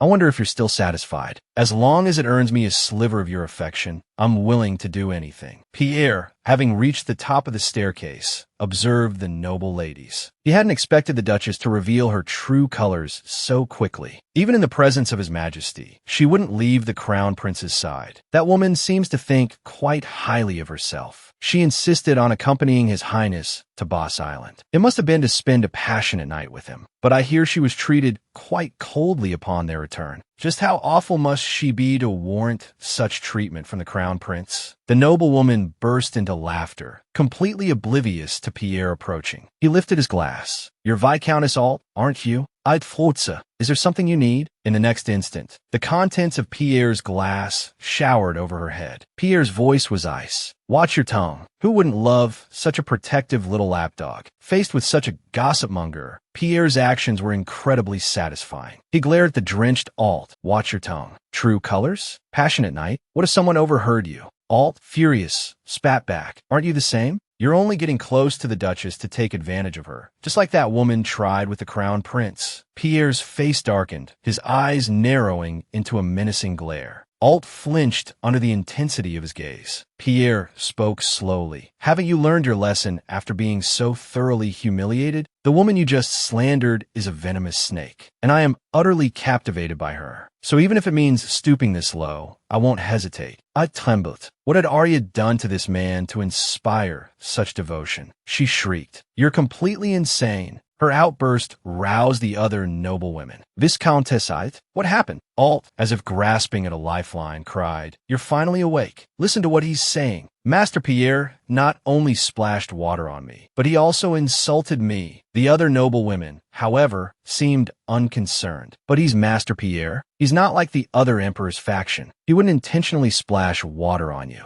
Pierre spoke up, his voice smooth. My apologies, Viscountess Alt. I'm so sorry you're upset. Actually, Viscountess Alt, being a bit intoxicated, stumbled into me, and that's how this happened. Before Alt could protest, Pierre continued, Please don't worry. I don't hold it against you at all. After all, when one is drunk, it's normal to act a bit more impulsively than usual. However, I do feel terrible that you ended up soaked. Your dress is wet, and you might catch a chill if you stay. Perhaps you should return to your chambers. Alt cried out, Stop lying. But to everyone else, it appeared as if Pierre was trying to smooth things over, and she was being ungrateful. Arya watched the scene unfold from the balcony above. This only served to damage Alt's image further. Pierre had completely outmaneuvered her. Pierre wasn't just favored by the Emperor's faction. He was one of the few who also enjoyed the approval of the nobles' faction. He himself must be well aware of this. His deeply ingrained image in the minds of others wouldn't crumble just because of a few words from a drunken noblewoman. Arya smiled faintly. She had thought Pierre was rather straightforward, but he was proving to be quite cunning. This pleased her immensely. After all, only those with intelligence could stand beside her, couldn't they? Who would have thought this man, a snarling wolf one moment, could transform into an obedient puppy the next? Pierre approached with a tray, a charming smile on his face. I apologize for the delay. I brought iced water, room temperature water, and warm water. Which would you prefer? Arya smiled. Warm water, please. Pierre, was it you who fixed him?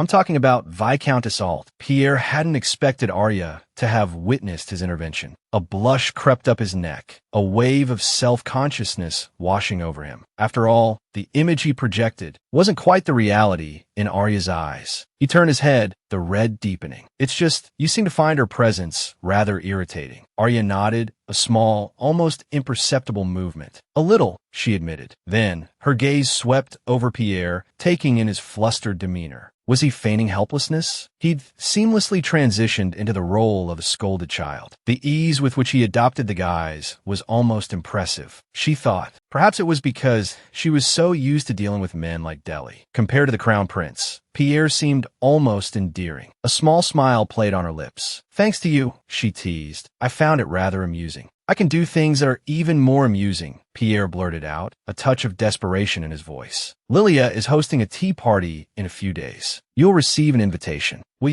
you agree to attend? Arya's smile widened. Perhaps this way, she mused, I'll have the opportunity to become closer to Lady Lilia, right? She offered him a playful wink. I accept your invitation. Pierre couldn't contain his joy. This meant more time spent in Arya's company. If you come, he declared, practically beaming, you'll definitely have that opportunity. Arya tilted her head, a little puzzled. It wasn't such a significant event. His reaction seemed excessive. I'd like to be alone for a while, Arya announced, wanting a moment to herself before meeting the other ladies. Pierre bowed and took his leave, seemingly understanding. Halfway down the corridor, he paused, pumping his fist in a small, private celebration. Arya almost laughed aloud. What was he doing? Was he truly that overjoyed? Did he not realize she could still see him? If this were before, she wouldn't have given him the slightest encouragement, let alone the anticipation of another meeting. It was just a tea party invitation, the kind she received every year, yet it filled her with an unexpected flutter of excitement. Was it because Pierre had suggested they attend together? Arya blinked, a sudden headache throbbing behind her eyes. He had been looking at her back. Wait, Arya glanced down at her hands, a wave of panic rising in her chest. No, could it be? Had her body switched back again? The audacious woman couldn't believe it. She had swapped bodies with the Crown Prince once more. How was she supposed to handle this now? Arya gritted her teeth. How could this be happening? She thought she was finally free of Delhi. Why they switched back? The curse had been lifted. The ritual had been performed perfectly, without a single error. Even if the curse hadn't been fully broken, they hadn't shared any intimate moments since then. The body swap shouldn't have occurred. Had the curse changed? Arya dismissed the marquee, then strode towards Delhi's location. She flung back the curtain. Both of them cried out simultaneously. What in the world happened? Why have we switched bodies again? Arya planted her hands on her hips, taking the offensive. I should be asking you that. What exactly did you do to me, Your Highness? Delhi winced. Please, he said, don't speak to me in that tone. It's unsettling, Arya retorted. Would you prefer I speak to you with the same lack of courtesy Your Highness usually displays towards me? Delhi stared at her, a flicker of understanding in his eyes. I finally see how the Duke's daughter perceives me. They locked eyes for a long moment, then both turned away, a stubborn silence descending between them. Arya knew this couldn't continue. They were wasting valuable time. But she couldn't simply reveal everything to Delhi. There was something that had been bothering her, the night she and Delhi had spent together. It hadn't unfolded as described in the original novel. The book had portrayed Delhi and Lilia sharing a light-hearted, almost sweet night. At the time, she'd wondered how such a scandalous novel could gloss over such a scene. But her first night with Delhi had been vastly different, both physically and emotionally, from the book's depiction. Could that discrepancy be the reason the curse hadn't been fully broken? However, based on her knowledge of magic, even a passionate first night shouldn't have affected the curse-breaking ritual, which meant the problem still lay with Delhi. Your Highness, Arya began slowly. I'm going to be a bit impertinent. With that, she reached out and pulled off Delhi's glove. Back then, brief skin contact with Delhi had caused their souls to swap. Arya figured it would be the same this time. This whole situation was incredibly awkward. She needed to get back in her own body, and fast. Without hesitation, Arya grabbed Delhi's hand. Delhi, confused, asked, "What are you doing?" Arya offered a quick, placating, "Just a moment. It'll be over soon."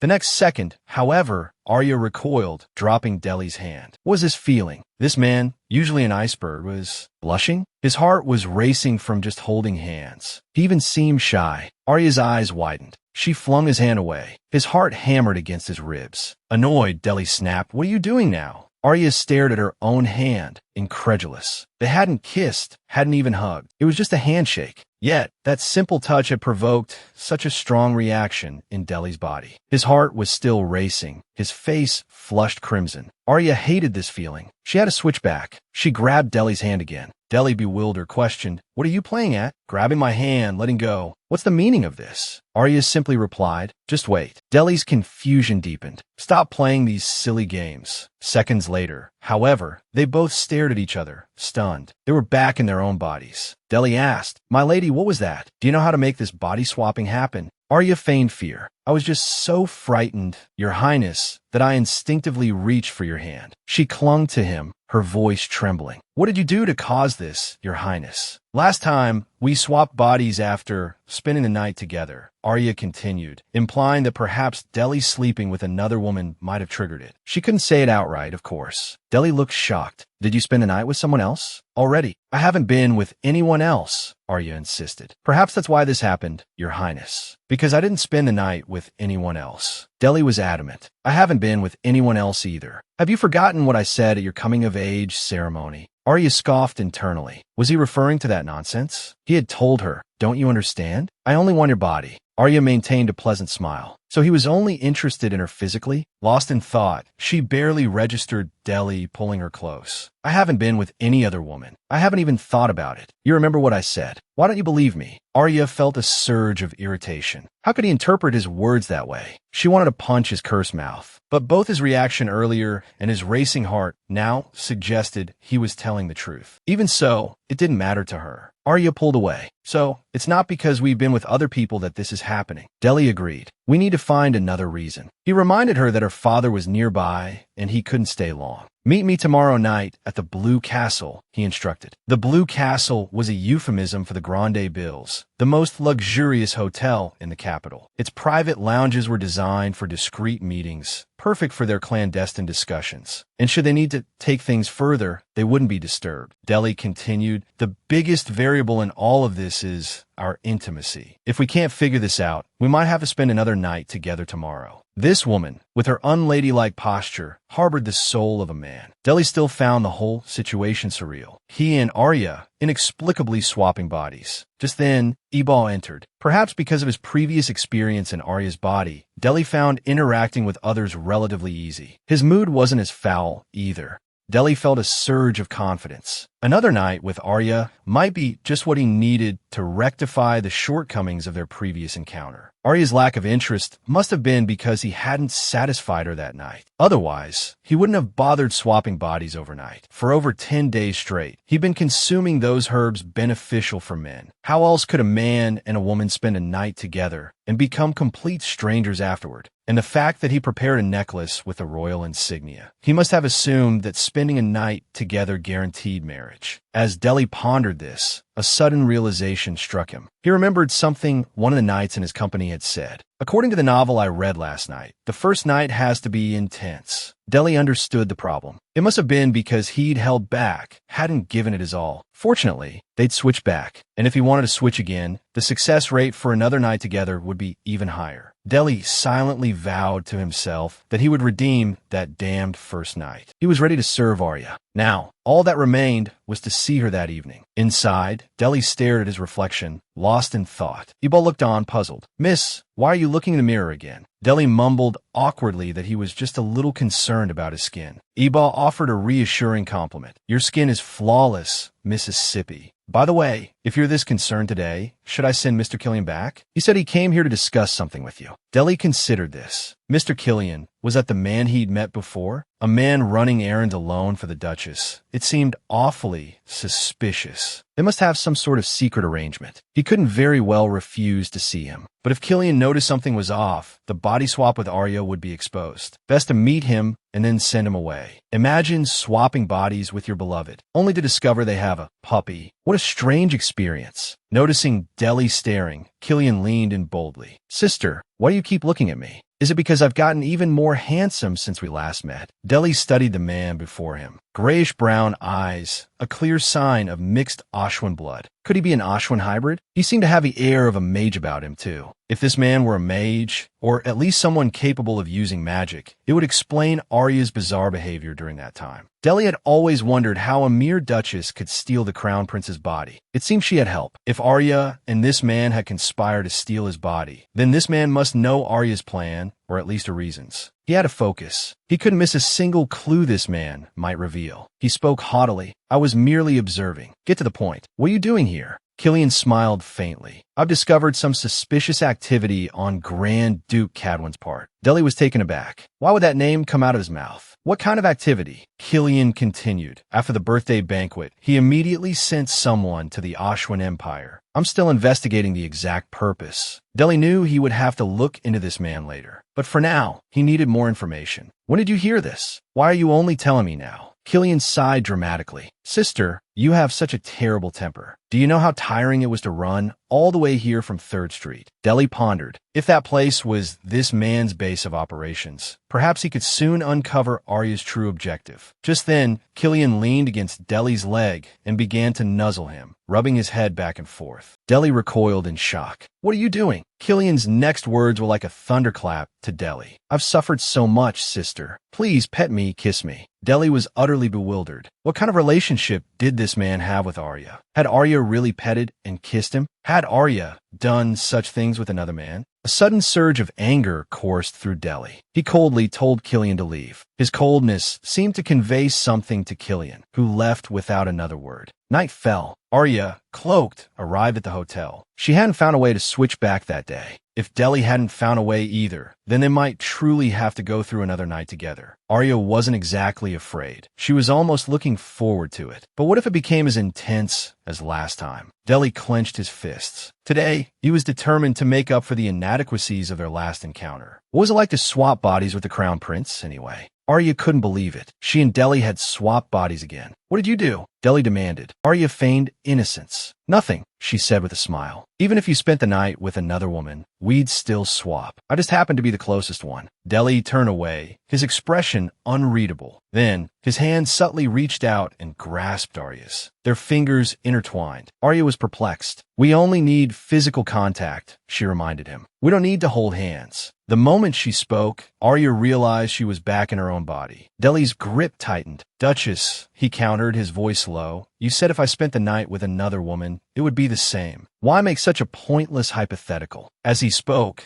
he unconsciously pulled her closer, his arms encircling her. Arya, ever practical, turned a bewildered look on him. I don't know what you're talking about, she said. Shouldn't we be focusing on how to fix this body-swapping issue? They remained in that embrace for 2 hours, pondering the problem without any breakthroughs. Arya decided it was still preferable to staring awkwardly at each other. Finally, Deli spoke. Since we can't figure it out, he murmured, perhaps we simply need to spend another night together. Duchess, he continued, his voice a husky whisper, if there's anything you wish me to do, tell me now. Arya shook her head. Nothing. To her surprise, Deli chuckled. Then it's my turn. Don't call me Crown Prince or Your Highness. And this time, until I wake up, you stay by my side. You don't leave. Arya fell silent, wondering what he was planning. What was Deli up to? But returning to her own body was paramount. All right, she agreed quietly. Anything else? I'll cooperate. At her words, Deli embraced her again. A surprising warmth spread through Arya. This Deli was completely different from before. What was he thinking? This woman was the villainess of the novel. Yet, she hadn't exposed any rivals or expanded the harem. Instead, she'd swapped bodies with the Crown Prince. And now, they were about to spend a second night together. Lost in the moment, Arya still managed to interrupt. But Deli, completely focused, didn't hear her. Exasperated, Arya grabbed his hands. Deli froze. Why'd she done that? Had he been too rough? Did you forget something? Arya prompted. Deli's eyes widened in realization as he reached for a small box nearby. Arya couldn't believe his audacity. The first time he'd mentioned that, she'd been furious. She certainly hadn't envisioned becoming family with him. Sensing her apprehension, Deli said, don't worry about that. Even a lick will do. Arya stared at him, stunned. When had he prepared this? Deli, eager to proceed, swallowed the pill without hesitation. Better? He asked, reassuring her. With that settled, he resumed his advances. Arya closed her eyes. Given his thorough preparations, she supposed she could let it slide. They spent the entire night playing cards, thoroughly engrossed. Arya eventually fell asleep, exhausted, but Deli remained wide awake. He gazed at her sleeping face, a satisfied smile playing on his lips. He must have pleased her this time.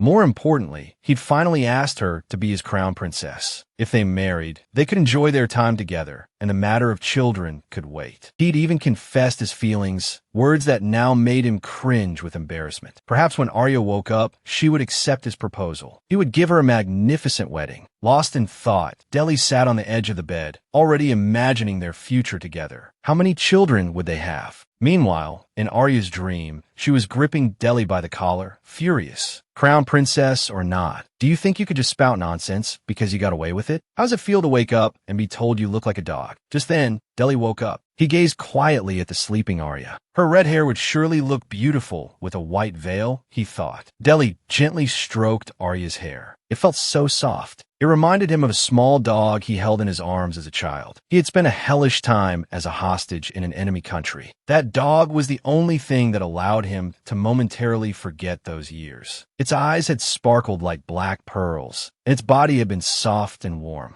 Deli had promised to protect that little creature for its entire life. However, the very next day, it had passed away. Just then, Arya stirred awake. She asked Deli why he was looking at her like that. Deli smiled faintly, gazing at her. It was dim now. Arya probably couldn't see his expression. Could he be honest about his feelings? Deli spoke softly. "My Lady Duchess, you resemble a small dog." He then lowered his head shyly. Had his way of expressing affection been too much? He hadn't noticed Arya's annoyed expression at all. Arya asked what the dog's name was. A touch of sadness colored Deli's voice. His name was Valtu. Arya fell silent. Having read the original story, she knew how important that little dog had been to Deli and how deeply his death had affected him. Born a crown prince, Deli had always been treated with caution by the nobility. Sent by his parents to the enemy country, that little dog had been his most cherished companion. The moment the puppy died, the emotionally sensitive crown prince had disappeared as well. Arya gave a bright smile. "Valtu, that's such a cute name. Could you tell me more about him?" Deli lowered his head. Arya was the first person to ask him about Valtu. He began to reminisce. "When I received Valtu, his eyes hadn't even opened yet. I thought I would spend 10 years with him, but things didn't turn out that way. At my first birthday banquet in the enemy country, I just sat down at the table when that little guy drank all the soup in front of me. It seems the food was poisoned. He was a foolish creature who didn't value his life." Deli turned his back, a hint of defiance in his posture. Arya knew he must be missing Valtu. He simply didn't want to show his vulnerability. Arya's gentle voice broke the silence. Perhaps Valtu did not value his life. Perhaps he felt it was worth sacrificing for you. Because you were the one who raised him, he must have felt that giving his life for you wasn't a waste. To him, you were his whole world. Because you were the one who cared for him, he must have staked his life to protect you. Despite her words, Deli didn't react. Arya decided to try and go back to sleep. Deli's thoughts were in turmoil. He had expected to be mocked, but Arya had been so kind and understanding. This woman must have touched something within him. Otherwise, why would his heart be beating so fast? Just how extravagant was the crown prince? Afraid the food wouldn't suit her palate, he had ordered every dish on the hotel menu. Of course, he had done it all for Arya. Arya was about to take a bite of a thin pancake when Deli frowned intensely. He then stood up, knife in hand. As Arya watched, startled,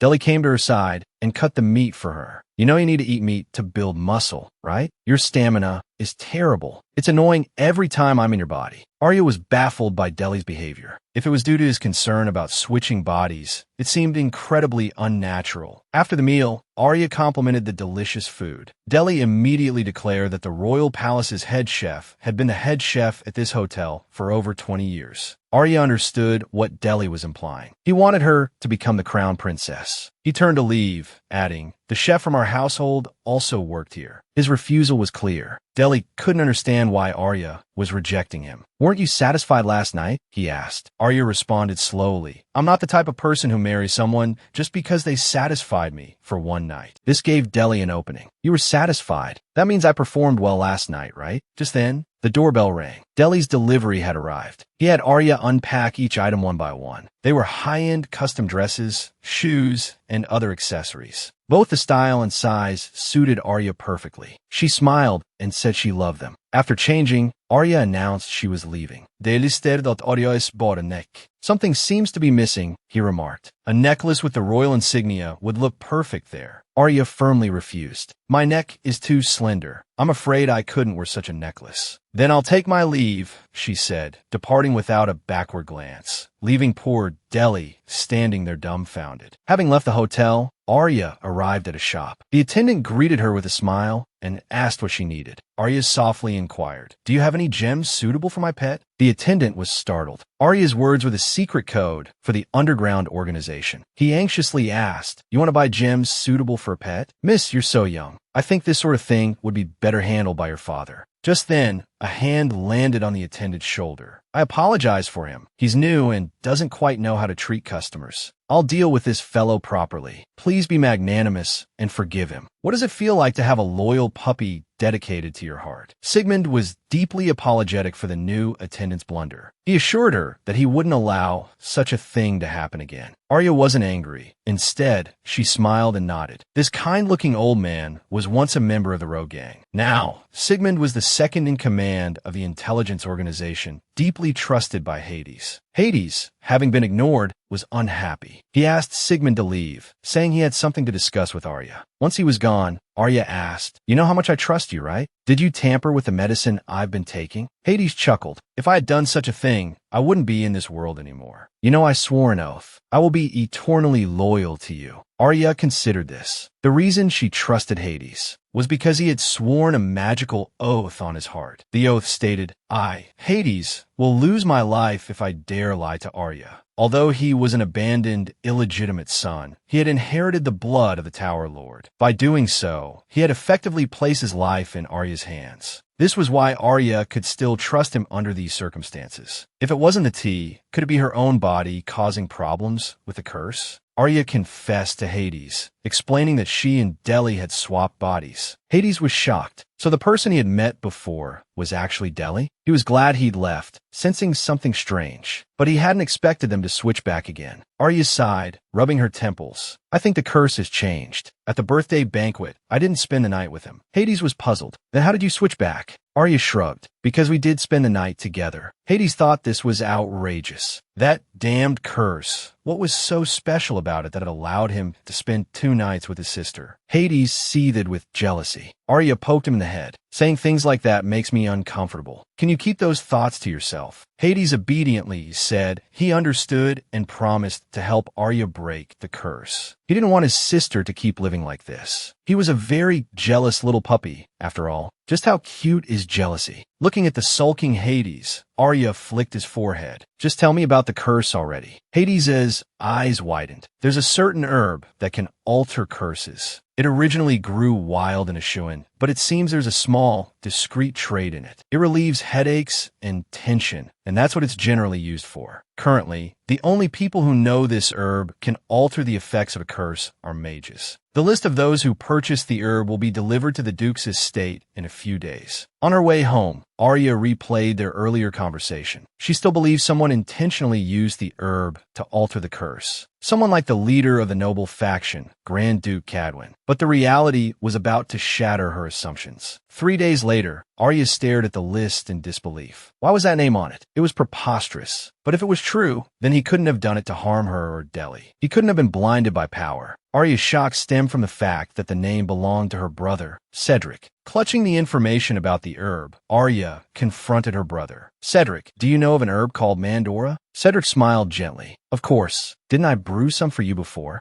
Arya was bewildered. She had no memory of this. Cedric explained. "Remember before you went to Reeby's Island? We had tea together. You seemed particularly tense, so I didn't use tea leaves. I used the herb instead. I'm a royal physician. After all, I couldn't just let my dear sister suffer from anxiety." Tears streamed down Arya's face. Cedric had no idea how hard she'd been working to lift Deli's curse. She had always discouraged him from becoming a royal physician, but he insisted, saying he had to, for his frail sister, Arya. He didn't know that Arya, in order to develop the special constitution needed to lift Deli's curse, had even repeatedly ingested small doses of poison. The poison had weakened her, but Arya never intended for Cedric to know her suffering. And yet, he had inadvertently changed Deli's curse. It was unbearable. Because of him, Arya's lifelong plan was ruined. Arya couldn't understand. Why did her kind brother only do things that seemed to hinder, not help, her life? Elsewhere, Iron and Pierre stepped out of their carriage. Pierre asked, "Where's your brother?" Iron responded pointedly, "You should be more worried about yourself than my brother. Didn't you come here because you had an invitation for Arya?"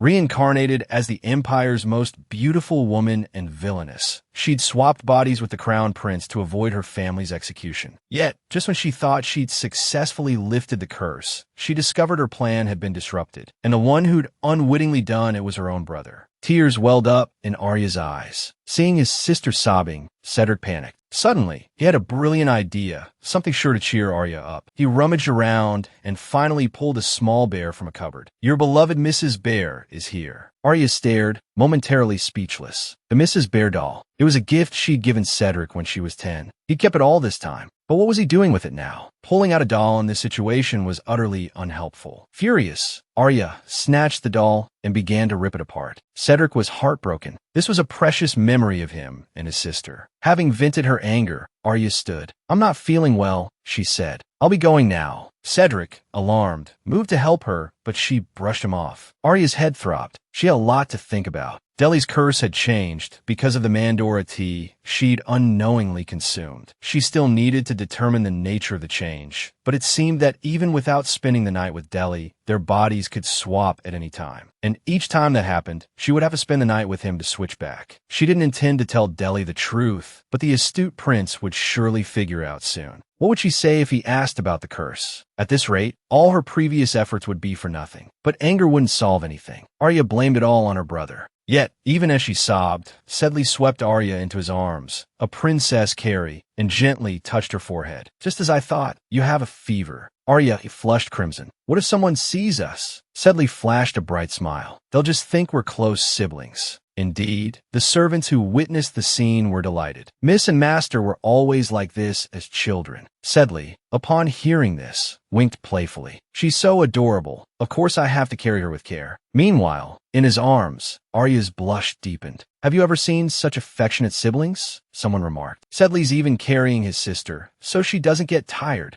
Arya's face burned, but Sedley remained unfazed. He urged her to rest, promising to have a servant bring her fever medicine. Then, with a gentle voice, he added, "Being sick can be scary and unsettling, but you don't need to worry. I'll make you better. I became a doctor for you, after all." Leaning against Sedley's shoulder, Arya found herself unable to maintain her earlier annoyance. Just moments ago, she'd want to pull out his hair. "He's always been this gentle. Ever since we were little," she thought, a warmth spreading through her chest. As they walked, they unexpectedly encountered Pierre. Arya quickly jumped down from her brother's arms. Smoothing back her hair, she apologized. "I'm so embarrassed for you to see me like this. I didn't expect you to be at the manor." Pierre quickly waved his hand dismissively. "It's nothing at all. But what's with the tear stains on your face?" Aware of her disheveled appearance, Arya turned to excuse herself. Just as she did, Pierre called out to her. She was about to present her invitation when a royal guard approached, interrupting her. The guard announced that the crown prince had sent a gift and a letter. He presented both to Arya, who was taken aback. Derry sent a gift. Surely it's not the royal necklace, she thought, her mind racing. If it's an invitation presented so publicly, it'll be difficult to refuse. However, as the gift box was opened, it revealed only a set of exquisite jewelry. To her surprise, Arya found herself quite pleased with the gift. The letter contained a simple invitation to dinner with Derry 2 weeks later. But Arya's focus was elsewhere. So much empty space in the letter, she mused. Did he really have that little to say? Despite her reservations about the letter, she had promised the Emperor she would accept Derry's invitations. With a sigh, she agreed. After the guard departed, her brothers tactfully excused themselves. Finally, Arya could address Pierre. "What was it you wanted to give me?" she asked. Pierre's eyes softened. "Actually, I came to deliver an invitation to Lilia's party. But seeing how busy you are, perhaps you shouldn't attend," he added quickly. Arya could easily read between the lines. After a moment of hesitation, Pierre continued, "Although I know you're busy, and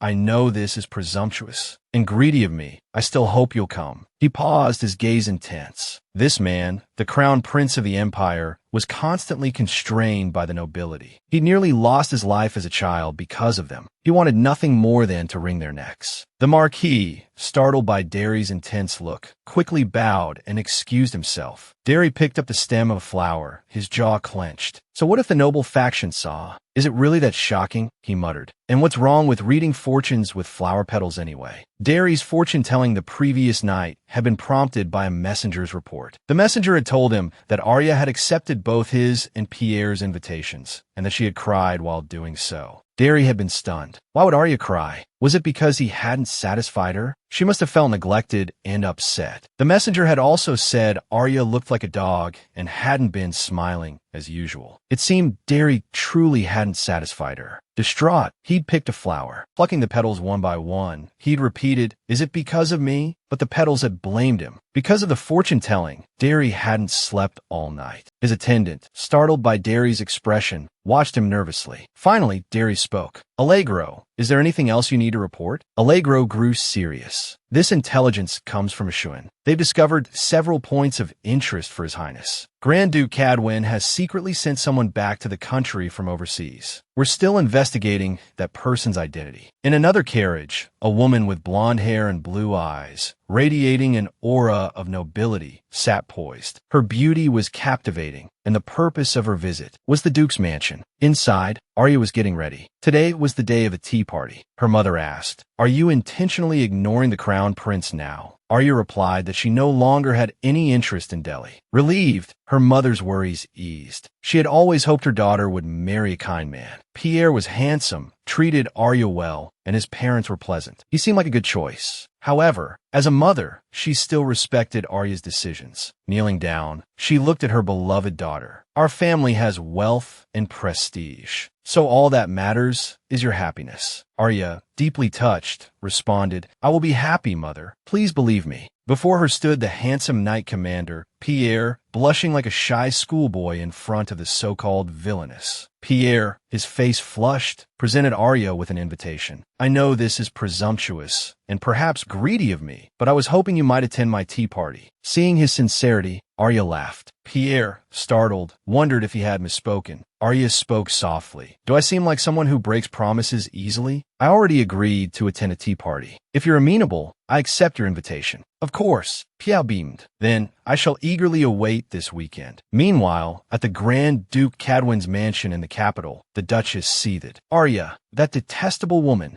She had anticipated witnessing Arya's heartbreak upon hearing about her supposed rejection by the crown prince. Instead, not only was Arya unfazed, but she arrived at the banquet with the highly sought-after Pierre. But that wasn't the worst of it. The way Crown Prince Delhi looked at her, his eyes were filled with adoration. Arya was truly cunning. Even the crown prince had fallen for her charms. And when Delhi saw Arya alone on the terrace, he rushed towards her. Hidden behind the curtains, in that private space, who knew what transpired between them? If this continued, what if they had a child? The imperial family didn't prioritize gender when choosing an heir. If they had a child, that child would become a member of the royal family and eventually inherit the throne after Delhi. This was absolutely unacceptable. The Duchess bit her finger until it bled. She would not stand idly by. She went to Grand Duke Cadwyn's room, declaring her intention to use a traditional, effective method to deal with Arya. Cadwyn stared at his wife, and together they plotted in secret. Elsewhere, the Marquis and a guard went to greet Delhi, only to find him sound asleep, surrounded by scattered flower petals. Surprise flickered in the Marquis's eyes. What was the meaning of this? Just then, Delhi awoke. He asked if something was amiss. Picking up a flower stem, the Marquis inquired, "Your Highness, may I ask why the flowers from the vase are scattered like this?" "I believe you can become a wise emperor, caring for your people. But people only believe what they see. So, please let them see only your gentle, virtuous side." Delhi scoffed. "Because of a noble schemes, I spent a considerable amount of time in enemy territory and returned unharmed. Though I longed to wring their necks, I endured. How much more am I expected to bear?" The woman, the novel's heroine, hailed as a saint, wore an expression of utter annoyance. She looked more like a villainess at this moment. "This is infuriating," Arya muttered. Grand Duchess Cadwyn actually came, and with the preposterous excuse of wanting to tour the Earl's mansion. What is she planning at my tea party? Beside her, Pierre calmly sipped his tea, urging his sister not to fret. What if someone sees you like this? However, Lilia abruptly silenced Pierre. Pierre sighed, exasperated. "Talking to your brother like that is too much." Lilia showed no remorse. "And what would you have me do? Every time you use that tone with the Duke's daughter, I get goosebumps." Pierre couldn't understand why anyone would call Lilia saintly. He doubted anyone knew the truth, that their cultivated air of innocence and gentleness was a carefully crafted performance, all for the sake of winning Arya's favor. Just then, Pierre's thoughts were interrupted by Arya's arrival. Lilia beamed and instructed a servant to show her in. Pierre remembered the day of Lilia's coming-of-age ceremony. Lilia had gushed, eyes full of adoration. "I saw someone so beautiful and dashing today. It was Lady Arya." From that day forward, Lilia had affected an air of pure elegance. He suspected it was all part of strategy to stay close to Arya. She'd even gone so far as to color the hair of the queens and goddesses in her books red to match Arya's. Though Lilia was smitten, she wasn't as obsessed as Pierre. Lilia turned to her brother. "You realize this is an opportunity, right? Lady Arya has finally decided she doesn't like the crown prince. Why aren't you taking advantage of this and actively seducing her? The fact that she was always trailing after the crown prince means she likes ferocious men. You should go back to your room and find a suitable outfit. I'm going to see Lady Arya." With that, she left, practically skipping with delight. Pierre trudged stiffly upstairs, the word seduce echoing in his mind. Meanwhile, Lilia had successfully located Arya and was escorting her. The two were chatting amiably when the Grand Duchess Cadwyn interrupted them, offering insincere greetings. Lilia responded with a harmless smile. "Tell me, which noble family does the young lady behind you belong to?" The Grand Duchess introduced her. "This is Warren Cadwyn. She's a distant relative of my husband's. I'll be introducing her to the Crown Prince soon." Arya hid her smile behind her fan. As far as she knew, Warren wasn't just the clever youngest daughter of the Isutra Tower's master. She was also Hades' half-sister. Her full name was Warren Isutra.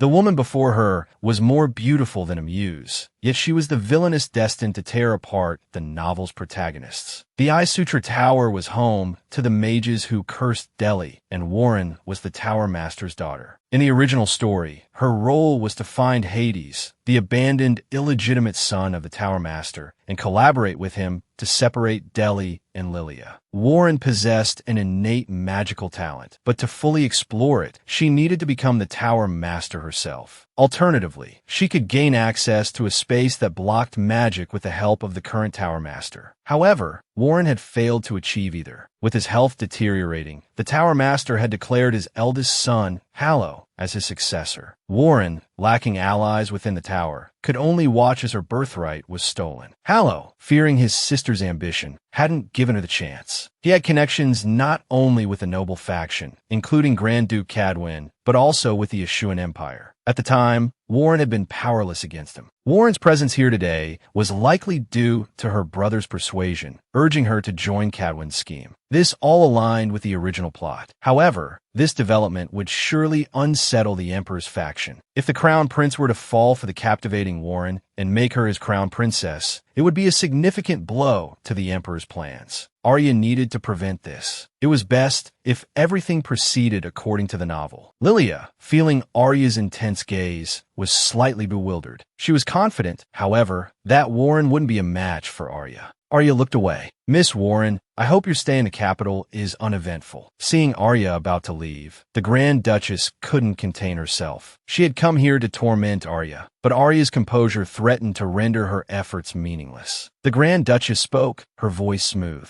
"One can only hope that the Crown Prince's tastes align with His Majesty's." Lilia pondered this. Was she implying that Miss Warren resembled the Empress? The Emperor and Empress had married for love and remained deeply devoted to each other. In this context, wasn't the Grand Duchess insinuating that Arya had been rejected by the Crown Prince for being insufficiently beautiful? Had anyone ever seen such audacity? To openly provoke the villainess and mock her for being jilted by the Crown Prince? Arya refused to be intimidated. She slowly began, "The Grand Duchess is right. Just as you said, the Empire might soon be celebrating joyous news. When that time comes, will I finally be able to meet the Grand Duke Cadwyn's son?" Warren glanced at the Grand Duchess, whose face had darkened. "That son," she explained, "is the child of Grand Duke Cadwyn and his previous wife. It's common knowledge that the Grand Ducal couple have confined him to a remote country estate under the pretense of a mild lung ailment." Lilia felt a surge of satisfaction. After Arya's departure, the Grand Duchess fumed, her teeth grinding. She ordered Warren to complete her mission. After all, the only way to deflate Arya's rising star was through this particular scheme. Warren would certainly try her best. It was, after all, her only path to survival. However, she had to admit, she found Arya quite captivating. The fact that the crown prince remained unmoved by such a person, it seemed he truly was maturing. Just then, the sharp-eyed Grand Duke spotted Delhi. He quickly pulled Warren forward to pay their respects, enthusiastically introducing Warren to the crown prince. Warren offered Delhi a slight smile. The charm she exuded captivated only the Grand Duchess beside her. The Grand Duchess thought Warren was simply breathtaking. How could such a beautiful woman exist? Even Delhi seemed fixated on Warren. Just then, the carriage arrived. The Grand Duchess decided to play hard to get. "Leaving early will surely leave an impression on His Highness," she declared, departing with Warren in tow. She added, "If your Highness has free time, you are welcome to visit the Grand Ducal estate." Delhi inwardly groaned. He didn't even have enough time for his flower fortune-telling, let alone a visit to the Grand Dukes. However, he couldn't shake the feeling that the woman resembled Hades. Although their hair and eye color differed, the unintentional air of menace they exuded was identical. Delhi turned to his aide beside him and said softly, "Dalit, I need you to investigate something for me. Investigate not only Hades, but also that woman from just now." Elsewhere, Arya, now seated, felt a pang of unease. Why hadn't she seen Pierre today? Lilia offered a hasty excuse, suggesting that her brother might be at the training grounds. She then invited Arya to join her for a stroll through the gardens. As they walked, Arya spotted Pierre in the distance. He looked at her shyly. Had he unbuttoned 3 buttons too many? He hadn't expected the woman who occupied his every thought to fall into his arms. Yet, her soul was that of man. The air thrummed with a growing intimacy. Pierre, gazing at Arya before him, blushed deeply. Arya squeezed her eyes shut. Why was her heart racing so? This could be dangerous. But when she opened her eyes again, she saw herself standing a short distance away. Wait, what was happening? She and Delhi had switched bodies again. Just then Lilia arrived. "Your Highness, you understand now, don't you? I won't help you anymore. As you said before, I helped you because I wanted the Duchess's daughter to have power and happiness. But now, the Duchess's daughter has decided to stop focusing on you. In other words, she's no longer interested in becoming the crown princess. If that's the case, I'll support her being with my brother. Even if you come here yourself, my mind won't change." Arya struggled to understand Lilia's words. First, Delhi had previously accepted Lilia's help to secure Arya's position as crown princess. Second, Lilia had changed her mind and would no longer assist Delhi. Third, Delhi, in an attempt to regain Lilia's support, had come to the ducal estate under the guise of a tea party. Arya wasn't sure if her deductions were correct. She decided to test Lilia. She would ask about the necklace Delhi had given her, the one that had been rejected. Lilia explained, "As I said before, the Duchess's daughter didn't wear that necklace because she didn't like the style, not because she was dissatisfied with your Highness's gift." Arya froze. She had always assumed Lilia had rejected the necklace. She hadn't realized it was a gift Delhi had meticulously chosen for her, and she had given that necklace to Yvonne. Arya felt a pang of guilt. Suddenly, Lilia gestured towards Pierre. "Don't you think they look good together?"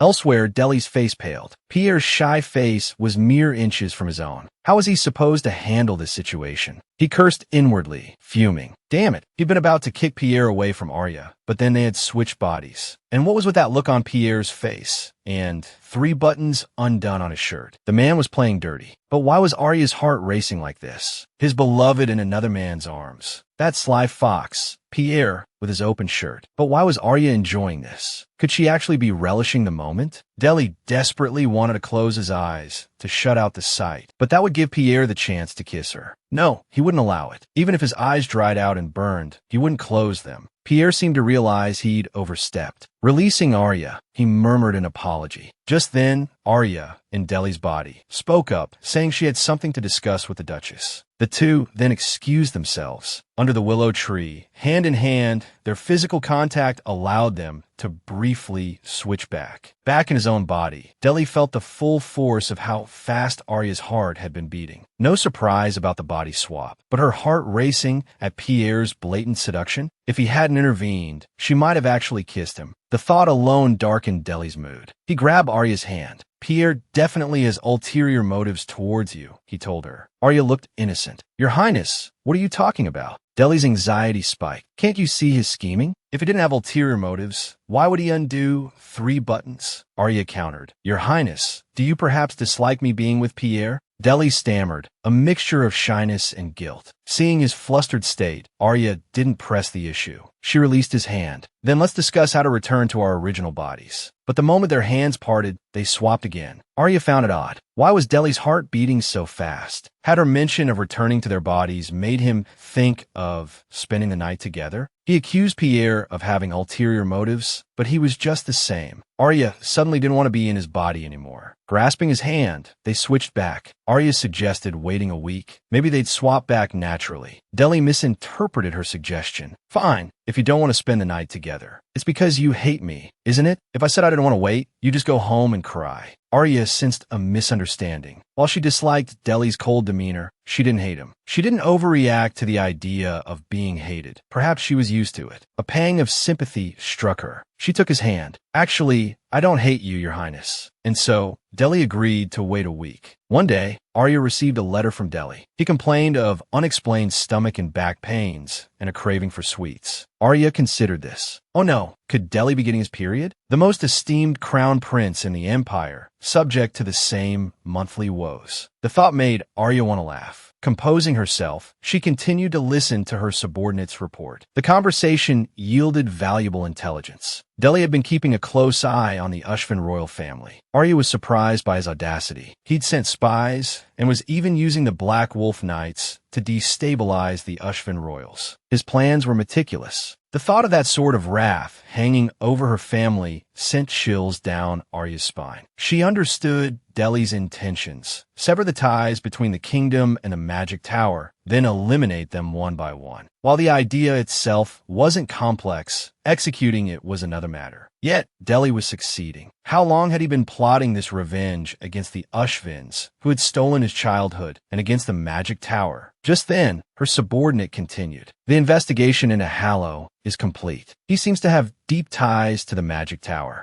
As for Hades, we should have information within 3 days. Arya's heart pounded. Not just Hallow, but Hades too? At this rate, her own dealings behind Hades' back were bound to be exposed. What a headache. Irritated, Arya walked to the window. Derry's face appeared on the glass, instantly diverting her attention. Derry really is handsome. Wait a minute, was she actually calming down just because Derry was handsome? It seemed she couldn't look at Derry's face for a while. These days, Arya took a walk in the garden every afternoon. It was truly beautiful, but this body, still influenced by the original Arya, felt strangely indifferent to the scenery. The one exception was roses. When she smelled their fragrance, Arya's heart would race. Just then, Warren approached. Exquisitely dressed, she bent slightly to inhale the floral scent. Even the beautiful roses paled in comparison to her. The Grand Duke, who was with her, came to Arya's side. Though a distant relative, I find her quite charming. Such an elegant woman. If she were to become my future aunt, the people would be very proud, the Grand Duke remarked. Arya's gaze drifted towards Warren. She was wearing that dress to accentuate her figure, but it must be uncomfortable. These oblivious men wouldn't notice such things. The Grand Duke continued to chatter, like a salesman pitching a product. Hwallowen is very clever. Arya agreed with this point. If it weren't for her brother's schemes, Hwallowen would probably have developed many magical products. The Grand Duke gradually got to the point. If you're willing, you can spend a night in bed with that child. A beautifully dressed, blonde-haired, blue-eyed beauty is right before you. What would you do? The Grand Duke's meaning was clear. He wanted to use Hwallowen to seduce Derry, to bring them together. Too bad Derry's body was currently occupied by Arya. What sparks could fly between two women? Noticing Hwallowen trembling, Arya spoke softly. Grand Duke, how can you treat a person like an object? You're quite vulgar for a Grand Duke. You should know shame. These words rekindled a flame in Warren's heart. He looked at Derry, his eyes filled with an ambiguous emotion. The Grand Duke gritted his teeth after hearing this. This guy was truly audacious. Arya turned and left after speaking. She really wanted to kick the Grand Duke between the legs. Warren, watching Derry's retreating figure, hurried after him, not noticing anything amiss. He then invited Arya to sit with him in the garden. Arya didn't want to agree, but looking at the beautiful and charming Warren, his resolve wavered. Who could refuse a beautiful person,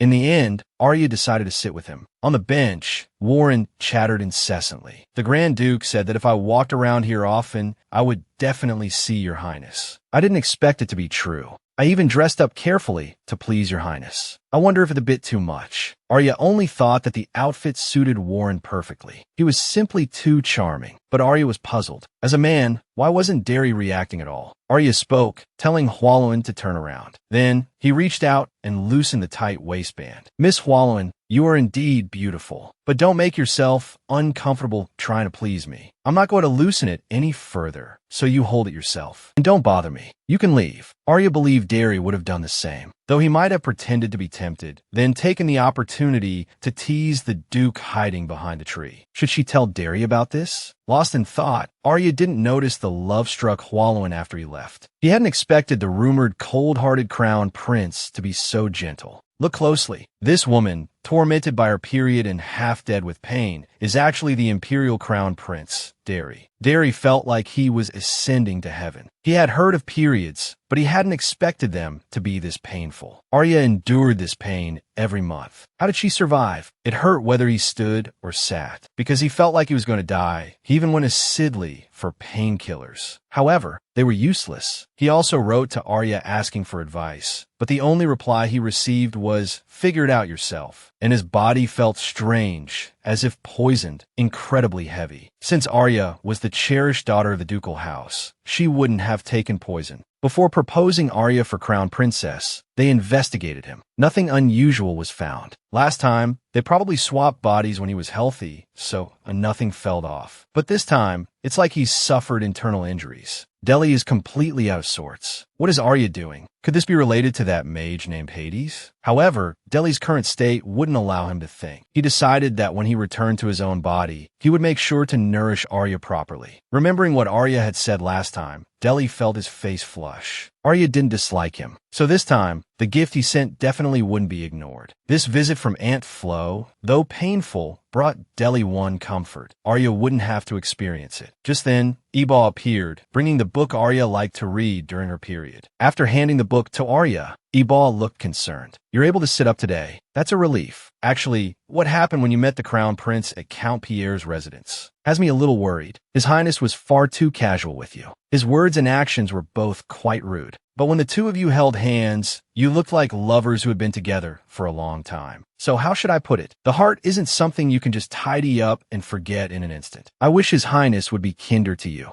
Both Master and Madam tried to set you up with young Master Pierre because they were worried about this, weren't they? It pains me to see you hurt because of His Highness." Delhi fell silent. He knew his behavior wasn't kind. He was used to it. Slowly, he spoke. "If His Highness were kinder with father and mother, like him as much as they like Pierre?" Eba nodded. "Everyone opposes you becoming crown princess because His Highness is too cold and ill-tempered. With His Highness's looks, even a simple gift of flowers would make someone happy. Though, that would probably be difficult for him." Delhi seethed. This guy was trying to provoke his competitive spirit. Did Eba think he was some fool who couldn't speak sweet words? Well, I suppose I'll read for now. But when Delhi opened the book, he froze. Why were these pictures so explicit? Who would have thought this ethereal woman secretly read this? Delhi stared at the book in disbelief. What was going on? Arya, was this some kind of joke? Why would she collect these images? Some of the acts were indescribable, and she'd even underlined them as if studying them. Delhi's face burned as he snapped the book shut, trying to regain his composure. He had Eba return the book and declared he was going to sleep. Seeing those lewd images made Delhi's head spin. Judging by the explosive font from earlier clippings, this book seemed like something Arya made herself, keeping potentially embarrassing material in a place easily accessible to others. Arya was a clever woman. She wouldn't take such risks without reason. And Arya had a large study in her room. Yet, she kept this private book outside of it. There could be only one explanation. Somewhere in the mansion, Arya had a secret space. During the first body swap, Delhi had been puzzled. He'd executed such a daring plan to steal the crown prince's body without leaving a trace. But a secret room outside her own changed everything. It was highly likely she'd been orchestrating everything from there. Perhaps going there would reveal how Arya stole his body. With this thought, Delhi bolted out. But Eba no longer had the book. He'd returned it in less than a minute. If the location was within a minute's round trip for Eba, there was only one possibility: the second small door to the left of Arya's room.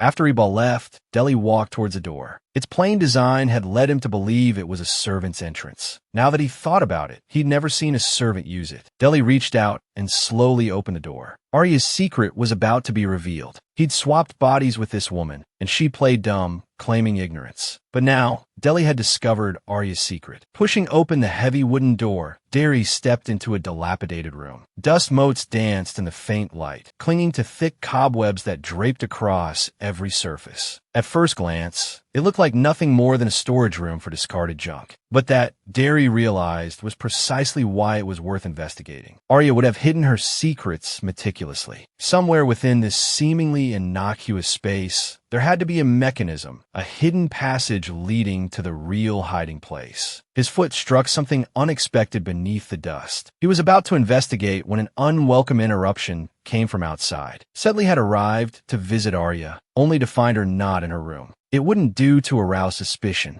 Derry decided it was best to return to Arya's room. Lying on the bed, he felt a surge of confidence. Today, he would uncover Arya's secret. That confidence was immediately shattered. A familiar, unsettling sensation washed over him. The body swap was about to begin. His mind rebelled. Of all times, it had to happen now. By the time Sedley entered the room, the swap was complete. Arya, back in her own body, learned from Sedley that Derry, as her, had just been out. A flicker of unease ran through her. What had he been up to? After sending Sedley away, Arya turned to Ebal. How long was I out walking? About 15 minutes, miss, Ebal replied dutifully. You disappeared while I went to the secret study to fetch a hot water bottle. Arya's blood ran cold. Ebal knew nothing of the body swap. Only Hades knew the truth. That secret study held the evidence of Arya's desperate struggle against the curse. If Ebal had opened the hidden door and taken Derry inside, if he knew about the curse. When the swaps were intentional, Arya could control Derry's actions, even laying traps to keep him confined. But these unpredictable, spontaneous swaps left her powerless. This time, at least, the swap had been brief. Derry, confronted with the strange devices for the first time, could only have deciphered one or two. But there was no guarantee the next time would be so fortunate. Ebal, Arya said slowly, could you contact the shoemaker I usually use? The devoted servant knelt, cradling the woman's foot as if it were a precious treasure. His hands moved slowly upwards, measuring her leg. Do you know how much I've missed you all this time? The scene flashed back to a short time earlier. Arya's instruction to Ebal to contact the shoemaker was, in reality, a coded message to contact Hades. Ebal, having accepted the task, produced a necklace. It was the one Derry had given Arya. She was surprised. He hadn't sold it. This is a gift from His Highness to you, miss, Ebal explained earnestly. I could never sell it. I kept it just in case, but seeing you today, I felt it should be returned to its rightful owner. You've been missing His Highness so much. Arya gritted her teeth. What exactly had Derry told him? Still, it was a custom-made piece, so she accepted it. Looking closer, she saw the gemstone nestled in the center, the exact color of her eyes. The craftsmanship, the quality of the stone, it was breathtaking. Derry had seemed so particular about this necklace. She would have to wear it the next time she visited the palace. Just then, the shoemaker arrived. Arya instructed Ebal to fetch some documents from the secret study. She closed the door behind him. It must be such a bother, having to come in disguise every time, she said to Hades, who promptly shoved Sigmund against the wall and cast a silencing spell. Now,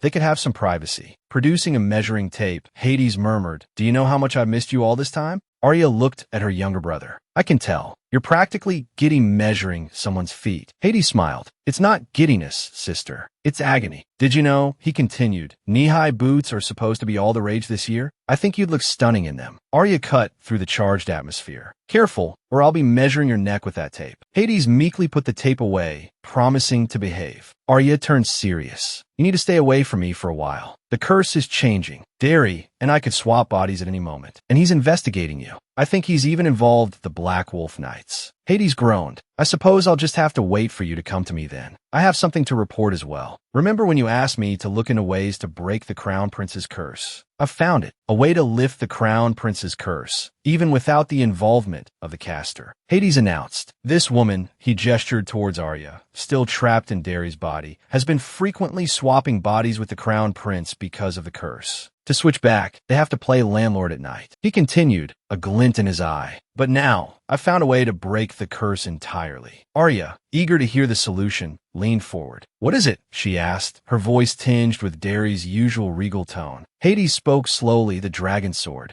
Arya frowned. The idea seemed preposterous, but His Highness only awakened the dragon sword. Even the children in the Empire know Derry can't use it yet. She continued, frustration creeping in her voice. The dragon sword was forged long ago from the rib of a divine dragon, imbued with magical power by the gods themselves. It only manifested because it sensed the will of the crown prince, held hostage at the time. Arya explained, pacing slightly, but the dragon sword remained stuck in the place where Derry first awakened it. It's never been drawn. It was awakened by Derry's will, yet it refuses to let him wield it. She sighed, the weight of the situation heavy on her shoulders. The nobles mock him for it, calling him a crown prince in name only. Arya admitted, a flicker of anger in her eyes. It's a troublesome sword, to say the least, but it's not without its benefits. All magic in this world ultimately belongs to the divine dragon. Whoever awakens the dragon sword is chosen by it. That's why the Mage Tower hasn't directly attacked us since Derry awakened it. She pointed out, if he could truly wield the dragon sword, he could easily dispel curses and magic alike. If the awakening conditions are met and the dragon sword can be wielded, then curses like this would be child's play to remove. Arya mused, a sliver of hope entering her voice. Awakening the dragon sword is difficult, but it's much faster than finding the mage who cursed Derry. The awakening condition is simple. Overcome the fear of death. Embrace the willingness to sacrifice. She paused. Easy to say, but who would readily make such a decision? 8 out of 10 nobles mock Derry because of this condition. Arya recalled, a bitter taste in her mouth. I overheard them once. Even after all that time as a hostage, after all those battles, he still clings to life. He's quite cowardly, isn't he? But if we want to tame the sword, we need to act. Arya's expression turned serious. Rumor has it the Mage Tower Master's son also has his eye on it. If he becomes the Mage Tower Master, she continued, a chill running down her spine, he'll start another war with the Empire, forcing magic upon everyone. The Empire's military might would become completely dependent on the Mage Tower. Just as Arya was lost in thought, Iba entered with information about Derry's curse. Hades quickly disguised himself, bidding Arya farewell with a smile. Arya, still in Derry's body, prepared for lunch with the Empress. She looked at the invitation, a small smile playing on her lips. The once aloof crown prince was now a doting puppy. If you're not feeling well, let me know. We can postpone lunch. Arya read aloud, surprised by Derry's thoughtful words. It seemed the period pains had made quite an impression. Just then, the Grand Duchess entered, beaming. She complimented Arya on the necklace around her neck. With a touch of reluctance, she saw her daughter off to the carriage. Soon, Arya arrived at the Imperial Palace courtyard. Taking in the scenery, she sighed contentedly. Suddenly, Pierre rushed towards her. Arya was taken aback by his haggard appearance. What happened to you? She asked, concerned. I apologize for my behavior the other day. I was out of line. He looked thinner, his face etched with exhaustion. Arya quickly brushed it off. It was my fault. I tripped. You were just helping me up. Pierre visibly relaxed, relieved that his actions hadn't caused her distress. He hesitated, then spoke. Next week is the monster hunt. Would you like to go with me this year? The annual monster hunt was a gathering of nobles for a short-term extermination effort, held in a lavish villa to manage the monster population. It was also notoriously a breeding ground for romance. Arya blushed at the invitation. Hunting monstrous beasts wasn't a novel experience for a noble lady like Arya. But why would hot-blooded dukes capture these creatures? To flaunt their strength. The answer was obvious, to impress the opposite sex. Arya had no interest in the monster hunt. Having a partner or not didn't matter. Besides, she could go with her brothers, which would be much safer. Moreover, she'd recently begun to sense that Pierre saw her as more than just a friend. This made accepting his invitation even less appealing. Above all, she needed to resolve the body-swapping issue with Derry. Her current situation was awkward, but she didn't dislike Pierre. In fact, she'd often thought he'd make a suitable husband. Though he was two-faced, like Lilia, Arya didn't mind. She even found it a little endearing. That's why she didn't want to toy with his feelings. Arya opened her mouth to speak, but the next moment, Derry appeared between them, looking furious. It was a scene straight out of a comedic play. The crown prince, having plucked a rose to confess his feelings, opened his hand only to find the bloom crushed from his overly eager grip. Both were stunned, at a loss for words. Derry slumped, dejected. It was all because he was too nervous. But then he remembered something more important. Arya was wearing his necklace. He felt a surge of warmth, a sense of being cherished. Noticing his gaze, Arya blushed. "This is the gift your highness gave me. It happened to match my outfit today, so I tried it on. Thank you for such a beautiful present." Derry, in turn, flushed crimson. He quickly turned his head, hiding his blush from Arya. As they walked towards the Empress's palace, Arya felt a surge of happiness. She didn't have to feign attraction to Derry anymore.